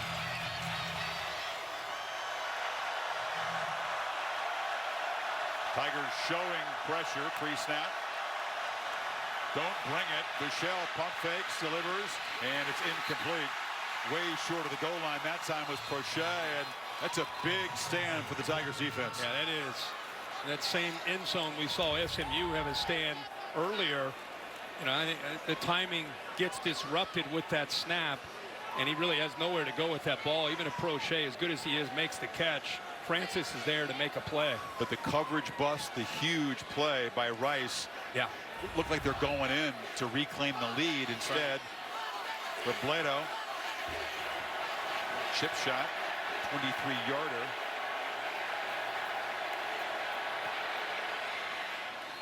And the Mustangs settle for 3. It's been fun. Back and forth. Defenses have had their say in this first half. It's going to be about red zone stops because these offenses are going to move up and down the field, but moments like that could be very decisive. Yeah, and you know, this is going to be one of those games that which quarterback can continue to make plays. You got a feeling both offenses are going to have a chance with these receivers getting one-on-one. Quarterbacks are going to have a chance, I think, in the second half, especially once these coaches make adjustments. It's going to be one of those games they're going to try to stay up with each other. It kind of has that feel to it. Showcase game in the American Conference, but very much like a lot of games that you see in this league. The teams are pretty evenly matched, really. Even teams you look that are in the lower tier of this conference, they have guys who can run. They have skilled players. And we've looked at a lot of games in this league this week. A lot of exciting back and forth, momentum swings, close finishes. You know, I know that this conference for the last few years has wanted recognition, and maybe it didn't come as quickly as they had hoped, top to bottom. But it's just a matter of going out and playing ball and doing what they've done, and you're gonna gain a lot of respect. Not just UCF, but really top to bottom. I mean, the skill in this conference at quarterback and receiver. Team, 5-yard penalty. Have you seen that before? A delay of game. Adam Savoie, Savoie Fair. The flags are everywhere tonight. Yet another penalty, and we can't even get a kickoff set. You're right. It was UCF and everybody else in this league, really. Yeah, but the quarterback play, the skill, and then the style of offense that they run, they're gonna, whoever they play in bowl games, you better be ready to stay up with them, because they might not have the defensive linemen that you see in the big conferences, may not have the offensive linemen, but they're going to execute, and they're going to have speed, and they're going to challenge you as far as putting points on the board. So Roberts, after the rare delay of game on a kickoff, back at the 30, steps into it, but the kickoff is short. Gibson's going to have a chance. And he gets ahead of steam. Look out, Gibson explodes out across the 45. And Memphis yet again has great field position. And right around midfield every single drive tonight. Tomorrow morning on Sunday NFL Countdown, look at the NFL's top-ranked defense and the twin brothers who hold down the perfect Patriots secondary. Dak Prescott goes one-on-one. ESPN 10 a.m. Eastern Time. So Memphis back to work. They'll get the ball to begin the second half and they'd look to add to this 3-point lead before halftime. Different look. Gibson, the receiver, as well as Gainwell in the backfield, and they hand it off to the receiver, and he's making plays all over the place. It's a 10-yard gain. Yeah, they've shown that coming into tonight, putting receivers back into that backfield. You know, we talk so much about Gainwell as a running back lining up as a receiver, but whether it's been Gibson, it's had some chances to do that. You know, over the year, we've seen Austin, Coxie. Again, that's what makes this offense so tough, is it's not just Kenneth Gainwell. A lot of different ways to hurt you. Actually held Gainwell pretty well in check. He's gone over 1,000 yards for the season, but just 46 on his 11 carries. Now White rolls out, delivers a field throw, and another catch made by Coxie. I think one of the things that you got to give Memphis credit is they're moving Brady White around a lot. They have a great deal of respect for SMU, who came in second in the nation in sacks, and they love to get pressure on the quarterback, so they're getting the ball out fast, and they're moving that pocket, the launch point, either left, half roll to the right, just keep him away from that pressure the best they can. Yeah, just one sack surrendered tonight. Gainwell explodes and it's near the marker before Richard McBride stopped him, the former Longhorn. Top tackler on this defense. It will be less than a yard on third down. Sneak, and it's enough to move the sticks. I believe they're going to spot it inside the 32. Nice to see it. These spread attacks, they're in a shotgun almost every snap. Still have the ability on third and short to get under center. It seems like a simple thing, but you don't practice it a lot. A lot of these shotgun teams, they stay in a gun on 4th and a half yard. It's crazy. I mean, you could just get under center and take a quarterback sneak. White from the pocket, downfield shot over the head of Coxie. You'll still see some crazy stuff from both offenses right down here at the goal line, though. Yeah, I've seen it get jet sweeps from the half-yard line. Oh yeah, oh yeah. Little push there, but nothing to be called. If the push was anywhere, it would have been on Coxie. See if we get some pressure. Let's see if they dial it up or they just try to get home with the 4. Looks like they're tightening up the coverage on the receivers across the board. Hand it off. Gainwell lost the ball. They retained possession as the offensive lineman, Arona Lopez, fell on it. Ball knocked out. Turner Cox was there at the defensive end position. Yeah, Cox, I think, got it loose. 97. Defensive end gets his hand on the football and ended up knocking it free. Memphis fortunate that the ball bounced right up to the offensive lineman there. Fumbles have been something of an issue for this offense this season. They got fortunate there. But it sets up a 3rd and 8. Fringe field goal range. And White looking for Coxie, who comes back. Defensive back in coverage there. Stevens wanted to push off, didn't get it.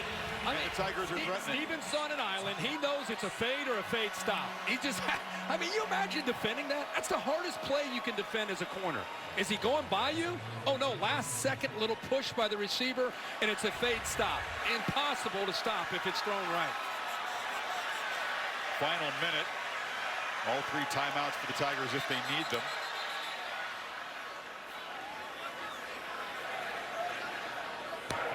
Administrative timeout for the Chains.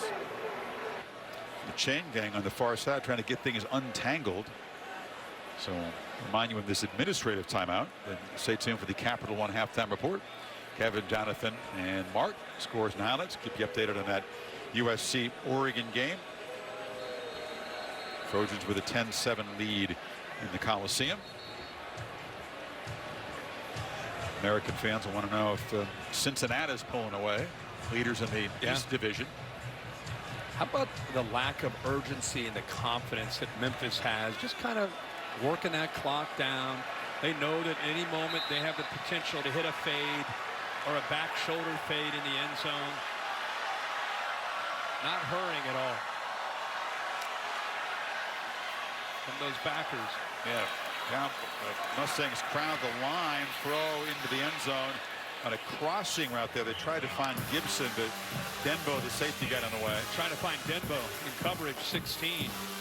If they can locate 16 one-on-one, they're going to go to that matchup. And that time they found it. They're just not able to hit it. One of their top receivers. Pretty good coverage that by Trevor Denbo. He's kind of a thickly built dude, under 6 feet, close to 230. Not built to chase receivers. SMU coaches running down to get their timeout. So that's the first timeout either side has used in the half. You're right.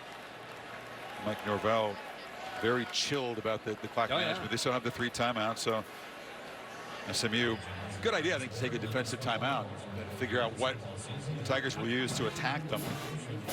Really incredible to think the job that Sonny Dykes has done since he's come back to the state of Texas. Of course, he was out with the Cal Bears.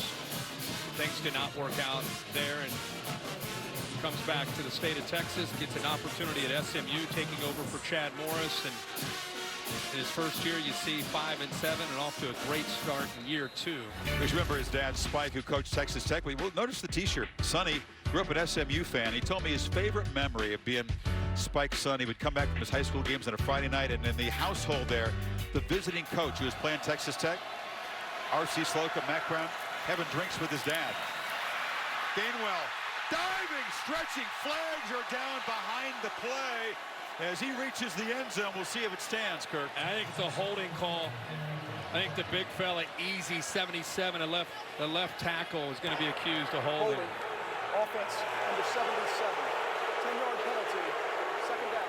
But can you imagine that story? Spike Dykes and Mac Brown as the Red Raiders are going to play the Longhorns. Here comes R.C. Slocum over to his house the night before the game, just having a couple drinks. And that's incredible. Shooting the breeze. I mean, can you imagine this modern era? No, no, not at all. Right in the middle of the screen there. Obvious call. It looked like Memphis may have had it close to a touchdown, but now they get moved way back. And now they're at 30 seconds, but as Chris, you said, all 3 of their timeouts. But another penalty that nullifies what would have been a huge play. SMU one-on-one coverage. White for the end zone. Over the head of Gibson, who got one hand on it, but couldn't collect it. I mean, it's incredible the confidence that SMU has. The ball's getting out quickly. They're leaving guys on islands, and they're leaving people open vertically downfield. I mean, it's risky. It's a risky defense to play man-to-man against these receivers, where he can go to his left. He's got 3 or 4 different guys that can beat you. He's just trying to see where's the matchup. Right now, he's looking, where's the matchup that I want? This time they're dropping a couple safeties back. They got to go to the 3-yard line for a first down. White's going to dump it down. Gainwell nowhere near the line again. He is slung down aggressively by McBride, and it's 4th down. The penalties really cost him there. Hey, Chris, this time we just talked about single high, man-to-man. It almost cost him. This time you got a safety here and another safety off to the right. See, they're taking away those vertical throws. He had to dump it down to Gainwell. Good job of mixing that in there by Kevin Kane. Did he get the face mask? Oh my goodness, did he? They completely missed that in the open field. That would have been half the distance first down with some time left. There are 15 seconds to go, and the field goal team will no doubt be sent out, but that is a miss. Now let's take another look. Okay, gets a hold of it, the side of it, and turns maybe even a horse collar, grabbing the back of the jersey. I mean, that's one of the worst examples of face mask this year that I've seen not called. Yeah, man. Wow. Wow. Just rip that off. Referee has a great view of it right there. This guy's, he's saying what everybody says. He's watching the big screen saying, well, you know what he's saying. Sir, you made a mistake, sir. Are you big in the crowd at yelling at the umpires and the refs, Chris, when you go to a game as a patron? I have been known to at a hockey game. Do you yell at them? I'm just curious. No. As a matter of habit. Hey, that's a huge non-call, though. Yeah, it was. It would have been a first down. 34-yard field goal attempt to make the lead 6, and SMU said, we got a timeout. Let's just use it. I don't think Norvell would cook up a fake, do you, down here? No, I think he's going to try to get his 3 points. We had 14 penalties in the first half. Yes, we did, and I came in fearing that. We've seen enough games in this conference to think that it might be a flag fest. And it certainly has. What? They're taking our boy out of there? Either that or he's getting an early start to the concession stand, but it looked like, yeah, maybe he has been excused for the second half. Hey, you know what, though? Listen, I mean, I'd be up yet screaming, too, if it were my team. That was a bad miss of a face mask. It's half the distance to the goal. It could be a potential 4-point swing. And, you know, with your timeouts and where you are, and with this style of offense, you probably get at least 2 plays. 2 shots at the end zone. Patterson from 34. They do settle for 3. The lead is 6 now. We talked about some of the history of the Liberty Bowl. Kirk, how many teams can you name, the pro teams, that have called the Liberty Bowl home? Oh, the Memphis Southmen, the old World Football League way back when. The Showboats for the USFL. 1 for 2. The Mad Dogs. I talked about one ill-fated CFL season. Oilers played here. Attendance wasn't very good before the stadium in Nashville was built. I'm 2 for 5. Mike Black and the Memphis Maniacs. And the Memphis Express. Yeah, I don't have. I AAF. had 2 of those. A lot of teams, pro football teams, have called the Liberty Bowl home. The little sombrero was the nickname, obviously a nod to the design of the old sombrero in Tampa. Reggie White played, I think, didn't he? He did. He was one for USFL team. He was. Pepper Rogers, coach. Mr. Corsi would like the fact that we give Pepper Rogers a shout out. I wonder if LC beat him back in the day. LC once lost it here by 50 to Memphis, right? Yeah. In Louisville. Yeah, he waved the white flag. Yeah, it was 69-19. And he did a prayer to hold Memphis. Not let him get the They missed the field goal. They're trying to get the set. They kicked a field goal. And the football guy says, no, you're going to miss the field goal. By the way, LC would like to tell you he was 3-1 against Memphis as a Louisville head coach. Of course, the residents of Memphis who get the most attention. Your guy, the LC, is he's one of the ringmasters. This is the Peabody Hotel, the landmark hotel downtown, and for decades they've had these ducks that hang out in the fountain, and then they get escorted up the elevator. Let me tell you about the lobby there. What an incredible scene that is. Such history. Chandeliers. Yeah, LC's taking the ducks all the way up to the top there. Wonderful place to have a beverage in that lobby. I think some of the locals, they take advantage of that lobby every night. I don't blame them. So SMU beat Xavier Jones. They struck first. Memphis went on a run. 3 different lead changes. The defenses have had their moments in the red zone creating field goals. I'll tell you, we're going to have a great second half. We're going to see the adjustments, and we're going to see, I think, both these teams score a lot of points in the second half. And the Tigers will get the football to begin the second half. We'll see if Buechele can keep the Mustangs perfect by engineering a comeback. Halftime, Kevin, Jonathan, Mark coming up right after these messages. Welcome to the Capital One Halftime Report. Mark, we expected a ton of scoring. We're seeing it so far. Really, credit to Sonny Dykes and that defense right before halftime for holding Memphis to a field goal, but they got to go right back out on the field because Memphis is coming for a 10-point switch out of halftime to win hidden points and win the game. Yeah, Brady White finding Antonio Gibson 50 yards right there. Memphis up 23-17 right now. Meanwhile, let's stay in the American. Number 17, Cincinnati. 5 straight wins. Take on East Carolina. They're 24-point favorites. Don't tell the Pirates that. Holton Ahlers to C.J. Johnson. Yeah, the Pirates, East Carolina has played a phenomenal first half so far. They've really kept Cincinnati on the ropes. Now Cincinnati had to go to this Wildcat in order to gain points because, frankly, the quarterback has been struggling. Yeah, Ritter's been struggling at targets. Michael Warren there, and then Ahlers again. So right now, it's 31-28. East Carolina, again, 24-point dogs. They got the lead. Meanwhile, the Pac-12 and USC hosting number 7 Oregon, and Keaton Slovis, the freshman, the scramble, finding Drake Logan. Wow, looking like Mark Sanchez right there. All the mobility. And then an accurate pass for a touchdown. Wow. You lost me at mobility. USC up 7-0 there. On the other side, Oregon now. Justin Herbert, he's picked off. Had one pick coming into this game, picked off here by Isaiah Polomo. Him and the wideout were just on different pages there, and it went right to SC, but they got to get that stuff squared away. You can't turn the ball over right there and give SC easy chances. Herbert, the keeper here. Pac-12 keeping an eye on this one. Everybody in the conference. Oregon, they got just one loss. Utah rooting for the Ducks because down the road, a potential face-off in the championship. Utah, they were down against Washington, and then Jacob Eason has an 8-point lead. Oh, no. Jalen Johnson sees the real estate. It was a matter of time before the Utah defense made a play, and that's what happens right there. This turned the game around for Utah. Gained confidence on the offensive side with Tyler Huntley. Zach Moss doing a phenomenal job, and here Tyler Huntley running it in for the touchdown. Huntley, he's so strong. He's got to stay healthy. He's the difference. And you mentioned Zach Moss, 16th career 100-yard game. The offensive line, listen, this team, Utah, is built like the SEC. Offensive line is good. Run the ball well, play great defense. Underrated. Yeah. Right now, you got Utah feeling very good up, and they win that game 33-28. Welcome to the studio, Kevin Nagani alongside Jonathan Velma and Mark Sanchez. Did you say SEC? Built like the SEC. Oh, yes, sir. we had a nice built like segue. SEC game today I should have in known. Jacksonville, elimination game, top 10 matchup, and the winner making reservations for Atlanta. Both teams coming off the bye, that is Georgia and Florida, but it's the Dogs that look really fresh in this one. They look so fresh. They look sharp. Look at Fromm. I love his mechanics. I love him keeping this play alive.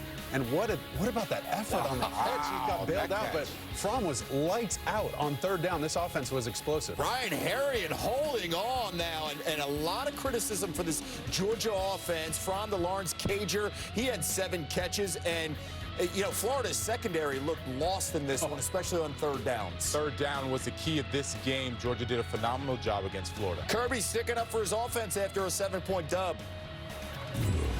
He's got a bunch of competitors, you know. I mean, we got a young receiving core, people trying to murder these kids, murder Jake Fromm. Look, our kids compete hard. Every chance they get, they've come out and gotten better. Statement game for Georgia there. 3 straight wins in that series against Florida. In 2 weeks, they got Auburn, and Auburn facing Mississippi. Bo Nix, we've been waiting for this, right? The big play, and there it is. Finds Harold Joyner. Joyner working those blocks, going down the field, and eventually taken down inside the 5, and then it would be punched in by DJ Williams. But quarterback play has been the concern for Auburn. It really has been the concern, and frankly, Bo Nix is the reason that Auburn won't be in the playoff this year. So hopefully it continues to improve and get better for next year. And again, that Georgia showdown later on, 20-7 they're leading. Meanwhile, Notre Dame, number 16 in the land, coming off that bad loss to Michigan, and this is a bad play for the Irish. There goes Divine Diablo, going the other way, 98 yards. This thing almost went south quick for Notre Dame. Good thing they cleaned things up, but they just looked a little rusty after last week, like they were just downtrodden and sad and a little somber out there. They needed to wake up. Yeah, oh, well, my God. Here's the thing. They needed a comeback. A long drive. How about 18 plays, 87 yards? It's under a minute to go. They're down by 6, and Ian Book on 3rd and goal. Nice move right here. And this is when he's at his best. When he's able to scramble like this and run, that's his game. Notre Dame survives 21-20. Our Cap 1 fan vote update. Top 3 teams have the bye. Clemson in action and Travis Etienne. How about 9 carries, 212 yards? You got to say that again, Kev. You got to say it again. 9 carries. 212 yards against Wofford. Oh, my God. Clemson would roll 59-14, and Etienne, the first ACC player to rush for over 200 yards in the first half in 15 years. In a couple of weeks, they've got Wake Forest, who, don't sleep on the Demon Deacons. Right. They are now 7-1 for the first time since 2006. Jamie Newman responsible for 5 touchdowns. 5 touchdowns, and 3 of them went to that tight end right there, the leader on their offense and captain. What a day for him, and great job down tight near the goal line in tight spaces, finding that big target. Yeah, Jack Frudenthal, he had 3 touchdowns. You mentioned 287 in the air for Newman, and Wake Forest winning this one 44-10. I mentioned they got Clemson in a couple of weeks in Death Valley. Yeah. Updating you, Oregon, Jalen Redd, the power, not giving up against SC's defense. Got to wrap up and tackle. That's what I like to see. Right now, up 14-10. Playoff implications right here in the second quarter. Ahead, Michigan's turnaround continues, and the play of the day, a Hail Mary to win it all. You don't want to miss it. This halftime report is brought to you by Capital One. What's in your wallet?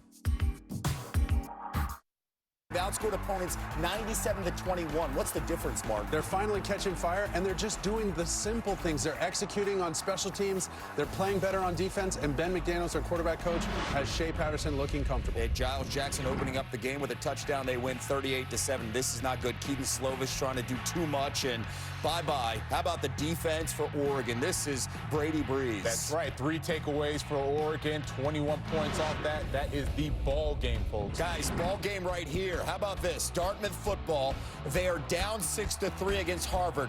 No time left.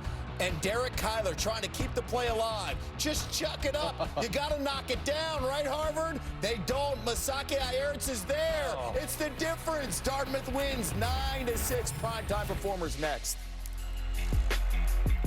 You ain't nothing but a hound dog, crying all the time. You ain't nothing but a hound dog, crying all the time. SMU. Well, you ain't never gonna rap it, and you ain't no friend of mine.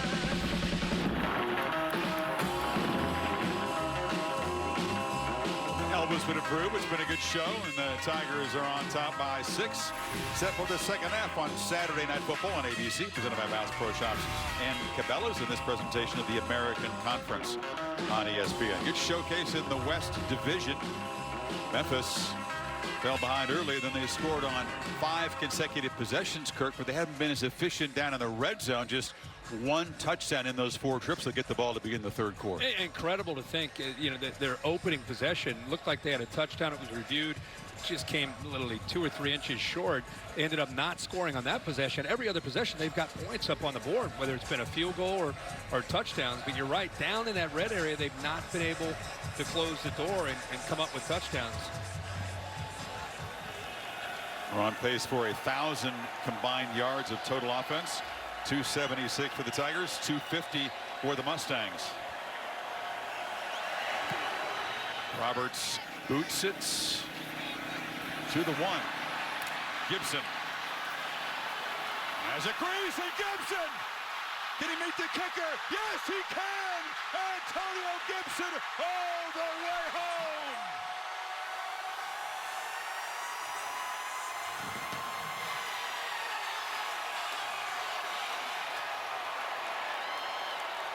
"97 yards for the Kings of the kickoff return." I'm telling you, they are the new Virginia Tech of college football over the last few years. They block kicks, they return kicks for touchdowns. They are special teams demons. And what a block by Chris Claybrooks, the corner, who was back also. This was perfectly designed. Gibson having a night. He's got a touchdown reception.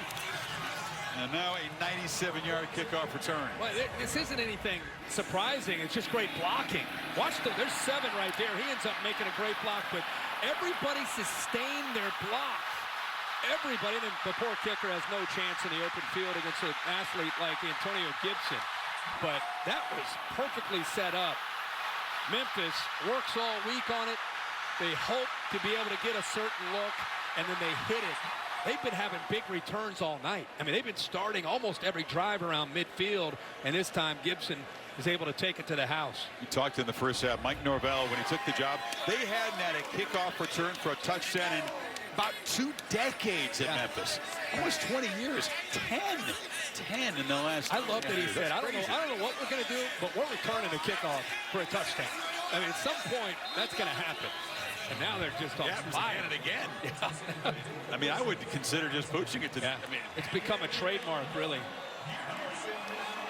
So special teams suddenly strikes, and Memphis has a 13-point lead now, and some pressure on this SMU offense now. They're going to keep their perfect season intact. They're going to have to come from behind, as they've done a few times this year. And the way Brady White and the Tigers offense can score, you cannot afford to dig yourself a hole. You've got to be able to stay within striking distance, especially on the road for Shane Buechele and the Mustangs. Well, that's a great point. Of course they can score. Of course they can make it up. But they're having a whole lot of trouble keeping the Tigers off the scoreboard tonight. They're having a party in Memphis now.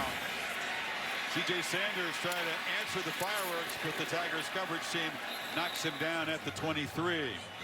Pacific Life game summary showing you how both offenses have attacked tonight. SMU has been atypically pass-oriented. Buechele with 25 pass attempts in the first half. Crochet has been the guy. Yeah, James Crochet has stepped up, but they've found some others that have been able to make plays. Granson, also the freshman Rice has made plays, so SMU's offense doing a good job. Brady White has spread it around. Receivers, not just Gibson, but we've seen Coatsy make plays and others. Brady White, very, very efficient first half, the way he's played most of this year. And on the end around, they try to get Xavier Jones free. He's really been contained. A flag comes in late that they didn't hit him out of bounds. Not only maybe hitting him late, but I wonder if he lowered his helmet there when he made contact. See, he's favoring his right shoulder, Kirk, as he comes off. Right there. The helmet right on the shoulder. That's what I think they may have thrown the flag on. So the penalty on Russell. Definitely late. After the play, personal foul, unnecessary roughness, defense into 23, hit out of bounds, 15-yard penalty, automatic first down. Well, we heard Mike Norvell tell Maria Taylor the thing he wanted to clean up at halftime, the penalties. His team not exactly heeding that message early in the third quarter here. A 10th penalty on the Tigers. Yeah. And, you know, you got a lot of emotions, big kickoff return. You go up by 13. It's a very, very interesting time in this game, even though it's early in the second half. And Memphis defense is cranked up and makes a mistake there, cost them 15. Buechele on the roll, fires, complete. Granson makes a man miss, and the athletic tight end has set up the Mustangs at the 35. And this is the importance of accuracy for any quarterback. Being able to put it out in front of a receiver to allow him to do that. Make a catch, give him some time to be able to make a defender miss and pick up even more yards. They got 27 up. Now Buechele taking a shot to the end zone. No first down. It's overthrown, but a pass interference. It was T.J. Carter just blanketing Crochet, almost tackling him. Well, Crochet gets behind him. He's able to get about two steps on him. Defense, number 2, 15-yard penalty. In the NFL, the ball's at the 1-yard line. Watch this move right here. He's a great route runner, but this time he just uses speed. Gets behind Carter, and then Carter just jumps all over top of it. Again, instead of in the NFL, it's at the 1-yard line. College, it costs you 15 and down to the 20-yard line. Yeah, college, you're coached to do that. Yeah, get beat like that. Ball at the 20. How about SMU? Right back swinging. Crochet is to the right again. Kirk single coverage with Carter on him. Buechele fires to the corner. Tried to get a crossing route there to Becker, or excuse me, Johnson. And Maria? Well, Sonny Dykes coming out of the locker room, it's almost like all of his worst fears came true. He talked about the kicking game and how the field position is really making the defense have to be on a short field. He also said they just have to execute better. And in the red zone, guys, they have to convert, an opportunity facing them right now. Exactly. Down by 13. This becomes a crucial series. 3 or 7.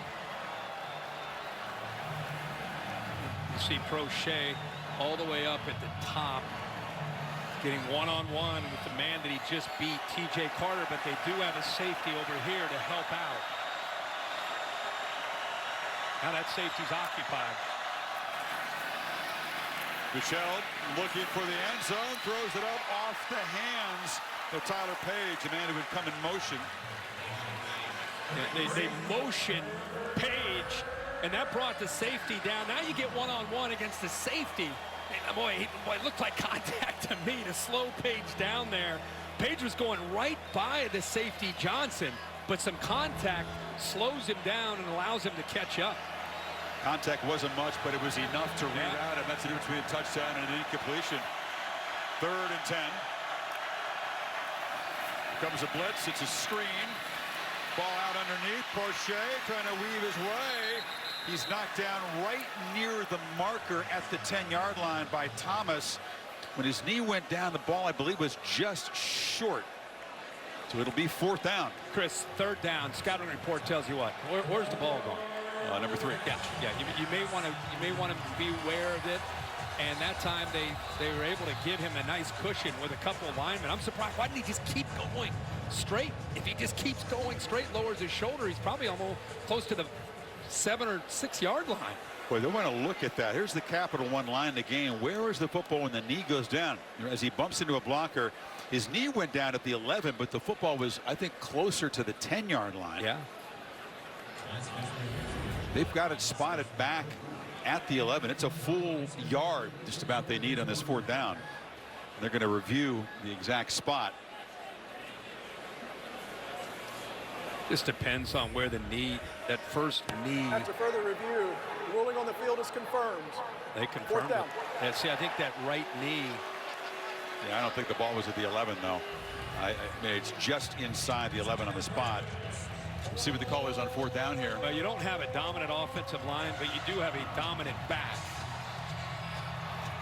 Jones is a tough runner. He's very tough to stop. He's lined up deep. 20th time they've gone for it on 4th down this year. It's Freeman to the right of Buechele.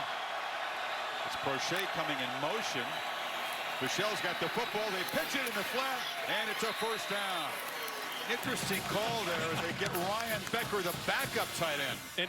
And actually, Granson does a good job right here of kind of creating a screen, and then allows the big fella 14 Becker to get out into the flat.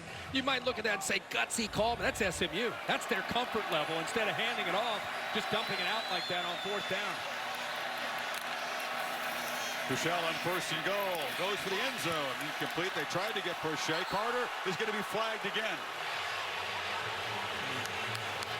How do you not have pass interference? Defense number 2. Foul occurred in the end zone. By rule, the ball is placed at the 2-yard line. Automatic 1st down.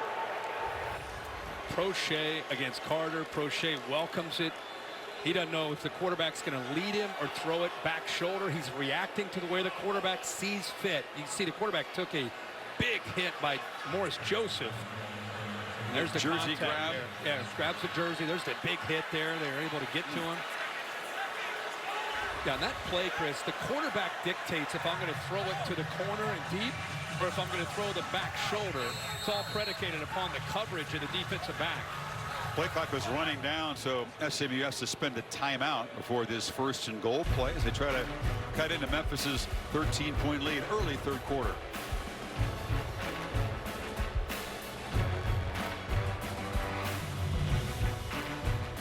Goodyear, more driven.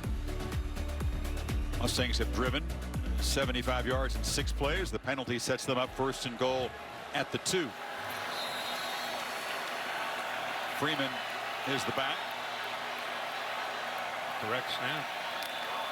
He turns and makes a cut, lowers his shoulder, and scores. And SMU, a penalty-aided touchdown drive, does slice into the lead.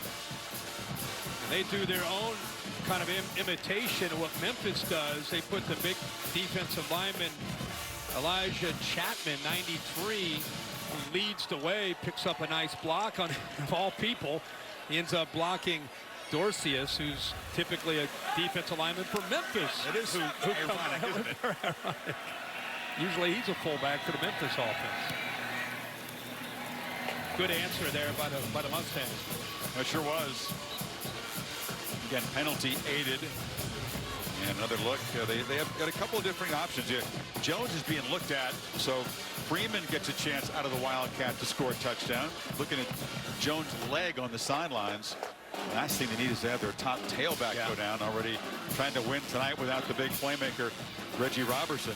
We just talked right before that drive. You're down 30-17 after that big kickoff return to open up the second half. You're on the road. You're nationally ranked for the first time in forever. Everyone's watching how you're going to respond to being down. And to their credit, they had a couple penalties with 7 plays and 75 yards, and they get it back to 6. We talked about how important it is to stay close to Brady White.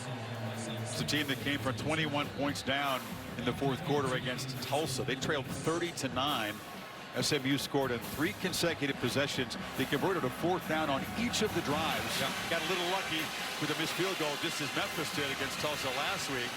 But Buechele told me this team has a real poise and a real belief. They've won 4 close games this year.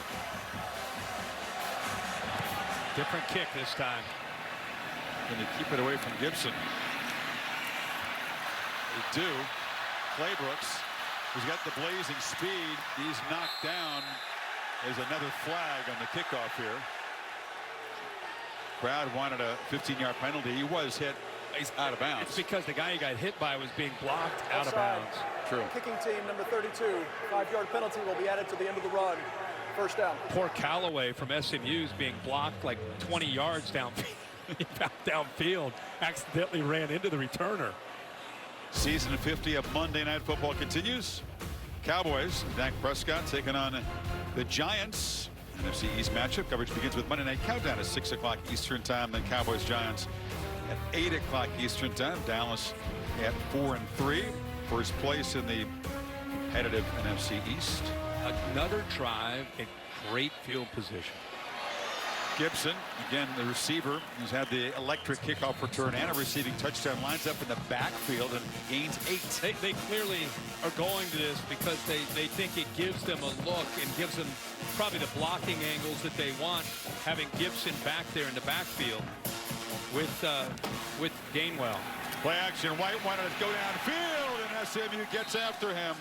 It's Richard McBride on the blitz, the second sack with his Ponies defense. Yeah, they bring McBride up the middle, but also let's give credit to Turner Cox off to the right. 97. Watch him use his hands and get off of that block. He just kind of uses his leverage and momentum to get by that right tackle Dill to go along with McBride, and that's kind of the SMU trademark this year, is pressuring the quarterback. SMU trying to build on their momentum if they can get off the field. It's 3rd and 5. They bring some pressure, but White gets the ball out quickly, and it's a first down catch inside the 45 by Magnifico. Exact same play they went to earlier where Magnifico dropped it in the end zone. This time on a crucial 3rd down, does a nice job coming off of that route, cuts behind that, and this time is able to hold on to it. But it looks like he may have rolled his ankle. Magnifico, another guy that began his career as a walk-on, a local guy, not a heralded recruit, but has made himself into a terrific football player. First down run right into the middle, pads popping as Gainwell falls forward for 3. As Kevin Kane about the way there's a look at him, getting looked by the medical staff. You see the grimace there, the pain is evident. You're right, that didn't look good on the tackle, did it? Kevin Kane, the defense coordinator from SMU, I said, man, you guys twist a lot of movement up front, a lot of tricks that you play with that defensive line and linebackers. And he said, you know, we just don't believe in sitting back and letting the offensive line and the offense know what we're doing. We don't want them to dictate things to us. We want to dictate to them. White, again, hounded by the pass rush and delivers incomplete. SMU beginning to heat up the pocket better now. Yeah, well, they brought McBride a couple plays earlier, was effective, and this time looks like Delano Robinson, the outside linebacker, 3. See him right there? Asking Gainwell to pick that up, and it frees Cox again, who's starting to win on that right side of the offensive line of Memphis. Only Pittsburgh had more sacks than SMU coming into the game with 36. They've got a couple tonight. It's 3rd down again. They need 7. This time just a 3-man rush. White surveys and fires incomplete. Crowd wanted a pass interference flag. Austin was targeted, and Rodney Clemens, the safety. There's a flag down, but it's at the line of scrimmage, not in the secondary. Personal foul. Hands to the face. Defense number 96. 15-yard penalty from the previous spot. Automatic first down. Abercrombie, former Rice Owl. That is a costly penalty. They're about to get off the field. You know, rare stop unless Memphis would have gone for it on 4th down. Right there. He just pass rush. Chris, you said only rushing 3. No need for that at all. As if the Tigers need a break, you know, or more help. Now they get a first down. Positive territory here. Ball at the 25. He sees this with nobody behind. Surprised. Yeah, chose to hand it off to Gainwell, who's corralled by Scott. Talked about the Memphis possession, the replay review that took the touchdown off the board. They were stopped on downs there. Then touchdown, field goal, touchdown, field goal. But again, the red zone was a problem. Just 1 for 4 touchdowns. And then they opened the second half with a kickoff return for a touchdown. I mean, pretty efficient night for this offense, even though they've not necessarily done the best, as you said, in the red zone. Getting close to the red zone again. Still has this back here if he wants to take shots. No safety help against these receivers. That's dangerous. Right under center now. It just makes you wonder if he's seeing that and is willing to try to take that shot. Yep, he was looking that direction, and it's a back shoulder fade, not a very good throw. Incomplete. Yeah. He makes the check. He's got the one-on-one matchup. SMU showing confidence that Johnson can hold up out there against Coxie. He tries that back shoulder. Not a great throw. And sets up a third down and long. But I love the look. I love the confidence and you take that shot. You believe in your receivers to win one-on-one. It's a game of one-on-one. SMU's going to play man and blitz. Who's going to win, the corner or the receiver and the quarterback? 3rd and 12. Magnifico motions over to the slot. There are 4 receivers on that side. White's rolling that way. Trying to find somebody. He'll be knocked down. The ball came out. It was recovered by Memphis. See if they rule it a fumble. It was Delano Robinson flying up. Yeah, he does a good job of spying. They move the pocket, so he just kind of goes with the quarterback, and then he says, I'm coming. And right there, without hesitating, because of that closing speed and not hesitating, good instincts there by Delano Robinson, who had a nice drive there for the SMU defense. Yeah, the sack backs them up, and now on 4th and long, it's a 50-yard field goal attempt by Patterson. Just too short of his career long. He's been solid tonight. And this one drifting, but it holds on. And Patterson has been perfect. And Memphis comes away with 3 more, and the lead is 9. Midway 3rd quarter. It's a rock and roll. One point they had Elvis on the roster there. Johnny Cash, Carl Perkins, Jerry Lee Lewis. Elvis was a football fan. He's snapshots from the archives here, playing a little football. He used to play some games at Graceland. I think that was from a film, but Elvis used to have the den. He had 3 TVs set up. That was back in the day. That was revolutionary. We'd watch 3 different games. Man after my own heart. Love to hear that.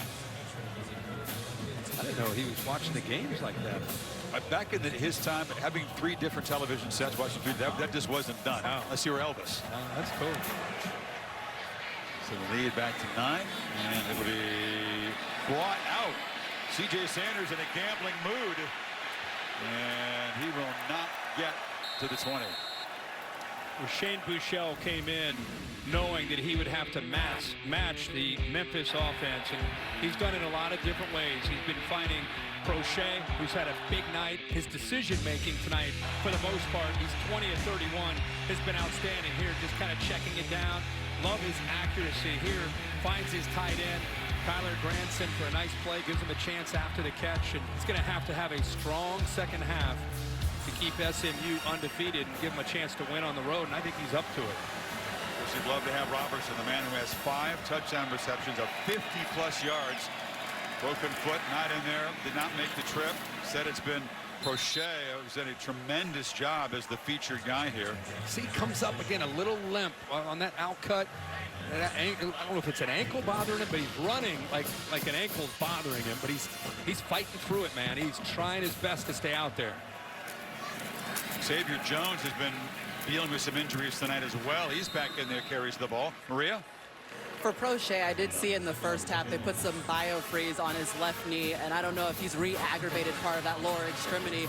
And as for Prochet, he has been coming over saying as long as they stay in man-to-man, he has a lot of confidence that he can beat anybody on the field. So that's why he's still working and trying to get open right now for his QB. Maria, he's like, I'm not coming out. They're going to play me man-to-man. I'm not coming out of this game. End around Granson. Little wrinkle as the tight end is able to get a couple of yards. It'll be 3rd down, about 4. Nice job, Austin Hall. Haven't called his name much tonight, but good job of just sitting there patiently, staying at home, making that play out in space. This becomes a very big play, only midway 3rd quarter, but in a 9-point game, with the difficulty the Mustangs defense has been having, Feels very important to keep this drive alive. Here's my guess. Buechele, low snap, has to try to make something of it, and he makes the first down. Excellent poise from the quarterback. Oh my gosh.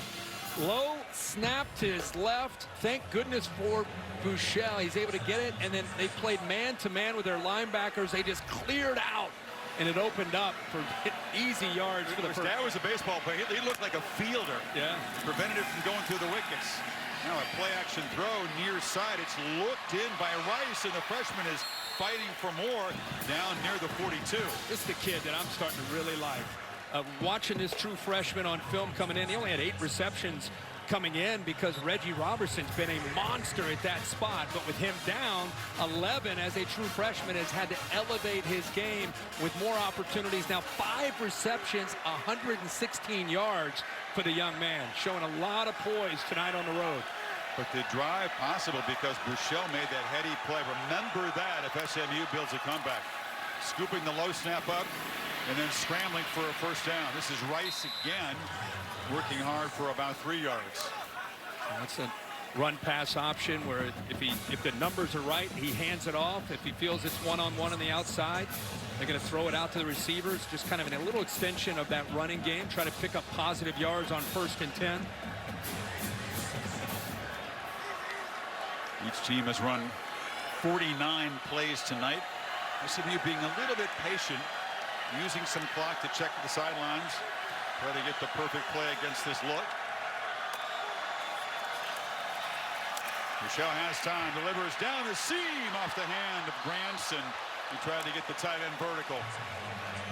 Safety work to the right towards Prochet, and you see him come back because of that safety leaving that area. It comes right back to the spot that the safety left, and Granson was working his way right into that very same spot, just not able to put that ball there accurately. Very close, though, to a big game. It's another 3rd down. They're not in field goal range. Long distance field goal kicking. Not a big part of SMU's attack this year. Tigers show pressure, bring a lot. They pick it up. Buechele bounces the throw. Tried to get it to Rice again. Carter in coverage. And it's 4th down. Yep, brought the blitz there on 3rd down. I think it affected Shane Buechele's accuracy. It's a long throw from the right hash all the way to the left sideline. Here we go, Kirk. 4th down play. They need 7. See what they do with Prochet. Well, he's here, and you've got a safety helping here, which means you've got to maybe work the middle of the field. They're going to try to take Prochet away. And it's a punt. Little pooch punt by Buechele, who is able. No, they couldn't quite contain it there. Well, it looks like they may have marked it at the 2-yard line. He was able to throw the ball back before it broke the plane. Okay. Prochet was flying down from his receiver position, trying to work as the gunner. Let's see if it broke the plane. Must have felt he had possession of it before. Whoa. Let's take a look at that. Way. Get it? Penny Hardaway. Serious foul on his former NBA star as he enters season 2 coaching the Tigers. That #1 incoming recruiting class. It begins November 12th exclusively on ESPN+. Kicks going. It's a good look. First, the arena he used to be playing, the pyramid there. It's a Bass Pro Shop. A really big Bass Pro Shop. Yeah. Nice. Memphis has had great field position all night. In fact, the worst starting field position until now was the 30. They ruled Prochet had possession long enough before the ball was carried into the end zone. So a good job by the receiver turned gunner. And the decision by Sonny Dykes not to go for it, but try to play field position, get a stop down here. Got a 9-point lead. 5 minutes to go in the 3rd quarter. You're an aggressive offense. I'm excited to see what Mike Norvell and his offense decides to do here with that lead. They continue to be that aggressive kind of style that we expect from them, or do they play it a little bit more conservatively, which could work out for SMU, maybe getting really good field possession themselves. Gainwell dangerous from any spot on the field. No flag. He got back, and from the end zone, White just slings it, trying to find Coxie, and it'll be 3rd down and long. Yeah, that's what, as a quarterback, or yeah, as a coach, you hope that the center, out of his peripheral vision, can kind of see a guy jumps that far, just instinctively snap the ball and not wait for the quarterback to tell you to bring it back. But they lose an opportunity to get a free play because Nelson definitely got himself back. Now it's 3rd down. Again, conservative or aggressive deep in your own territory with a 9-point lead? About to find out.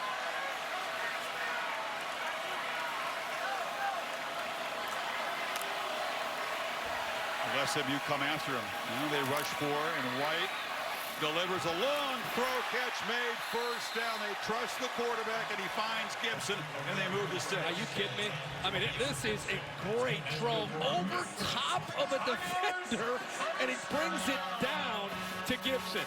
Great throw, gutsy throw, takes a hit, standing in his own end zone as he releases the ball. Big time there by Brady White. Now White pitching it again to Gibson. Got a block, makes a man miss, off and running out near the 30. And a flag comes in, they'll add 15 to the end of the play. Yep. And just like that, they pick up that 1st down, backed up by their own end zone. They get the 1st down on that 3rd down throw, and right away they get back into that aggressive mode and they catch another 15-yard penalty. Late hit out of bounds. White talked about penalty. Automatic 1st down. His mental approach, his skills, his preparation. Here's the end of the play here. But he's more than that. He's got some arm talent. It's a terrific touch. Yeah. I think his accuracy is what really set.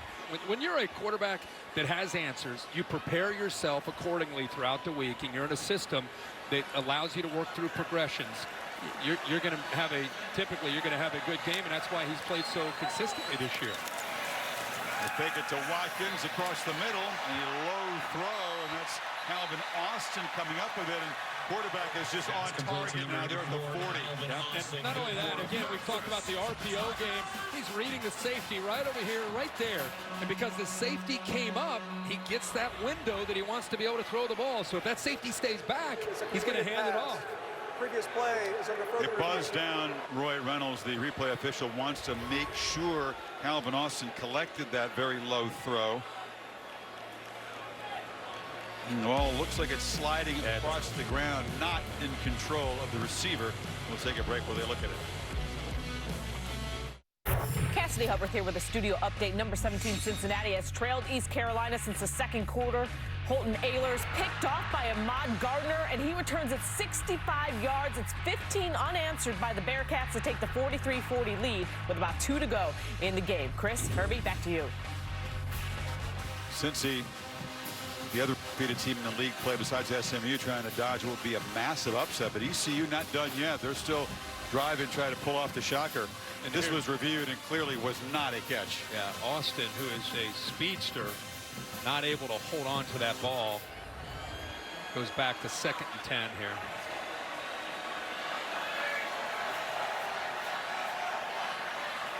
He saw something that he liked. Gets out of the gun, goes under center. Hand off to Gainwell, who makes the cut. We expected a little bit more in the way of explosive plays tonight for number 19. SMU's done a pretty good job containing him. Yeah, he's carried the ball 16 times tonight, averaging just a hair under 4 yards a carry. Not been able to get loose for those big plays that you'd expect from him. But got some work to do. The passing game has. Yeah, if he's going to continue the streak of 600-yard games, he's got some work to do in the last 15 minutes. 3rd and 2. White hesitates, and he'll be dropped right at the line of scrimmage. It's a very short sack by Gary Wiley, 4th down. That's a coverage sack. He wanted that ball out quickly. Sees a receiver underneath right there, but by the time he sees it, he's not able to fire that football. He was looking off to his right. Good coverage by SMU. What do you think of this, Kirk? Up 9, midfield.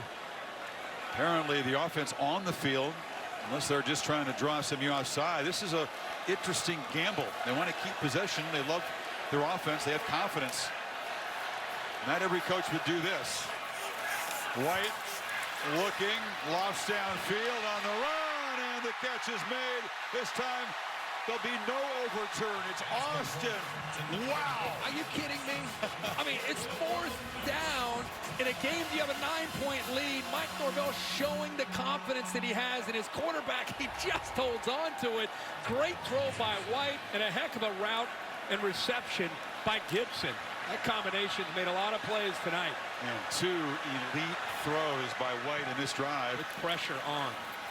And this time he's looking to the end zone. Far side, over the shoulder, Coxie!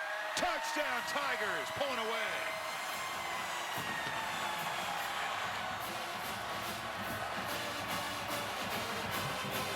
What a drive for the quarterback. 98 yards in 9 plays. And 2, as you said, big-time throws. The last drive I kept circling. Is he going to take that shot? Is he going to take that shot? This time he gets Coxie out there one-on-one with Armani Johnson, and he hits it and puts it right on the money. So Dykes makes a decision to pooch punt, then Tigers back. They get the 3rd down play. He converts it with the beautiful throw, and now they stretch the lead. How about his 4th down throw? Coach showing confidence in his quarterback.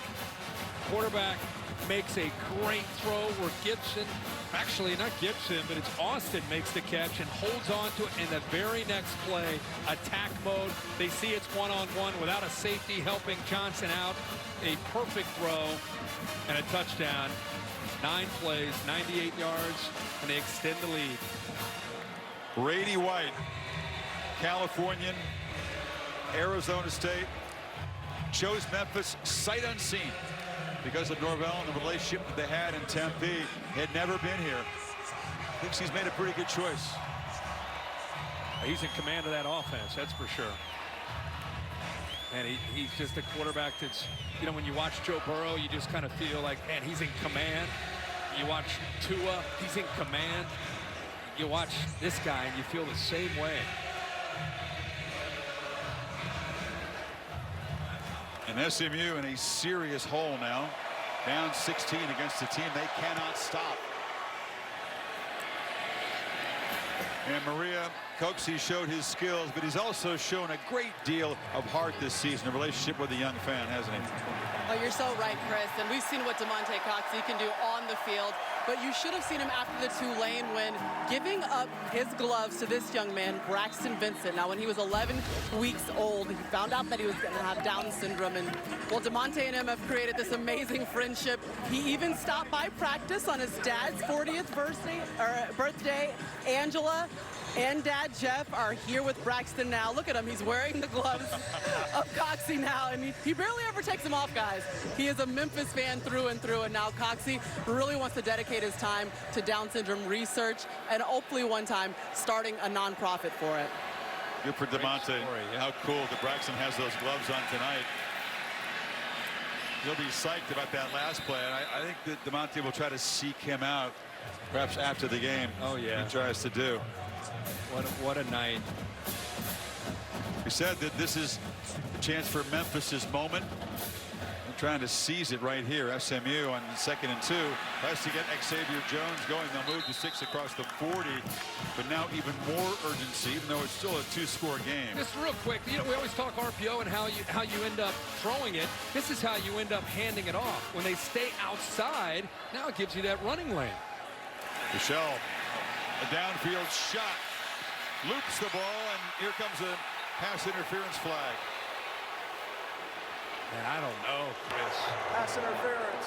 Defense, number 32. Chris. 15-yard penalty from the previous spot.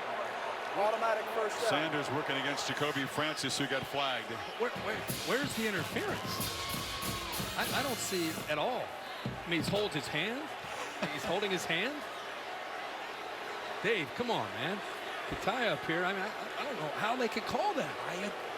Absolutely. To me, there's not enough there to make that call. Anything.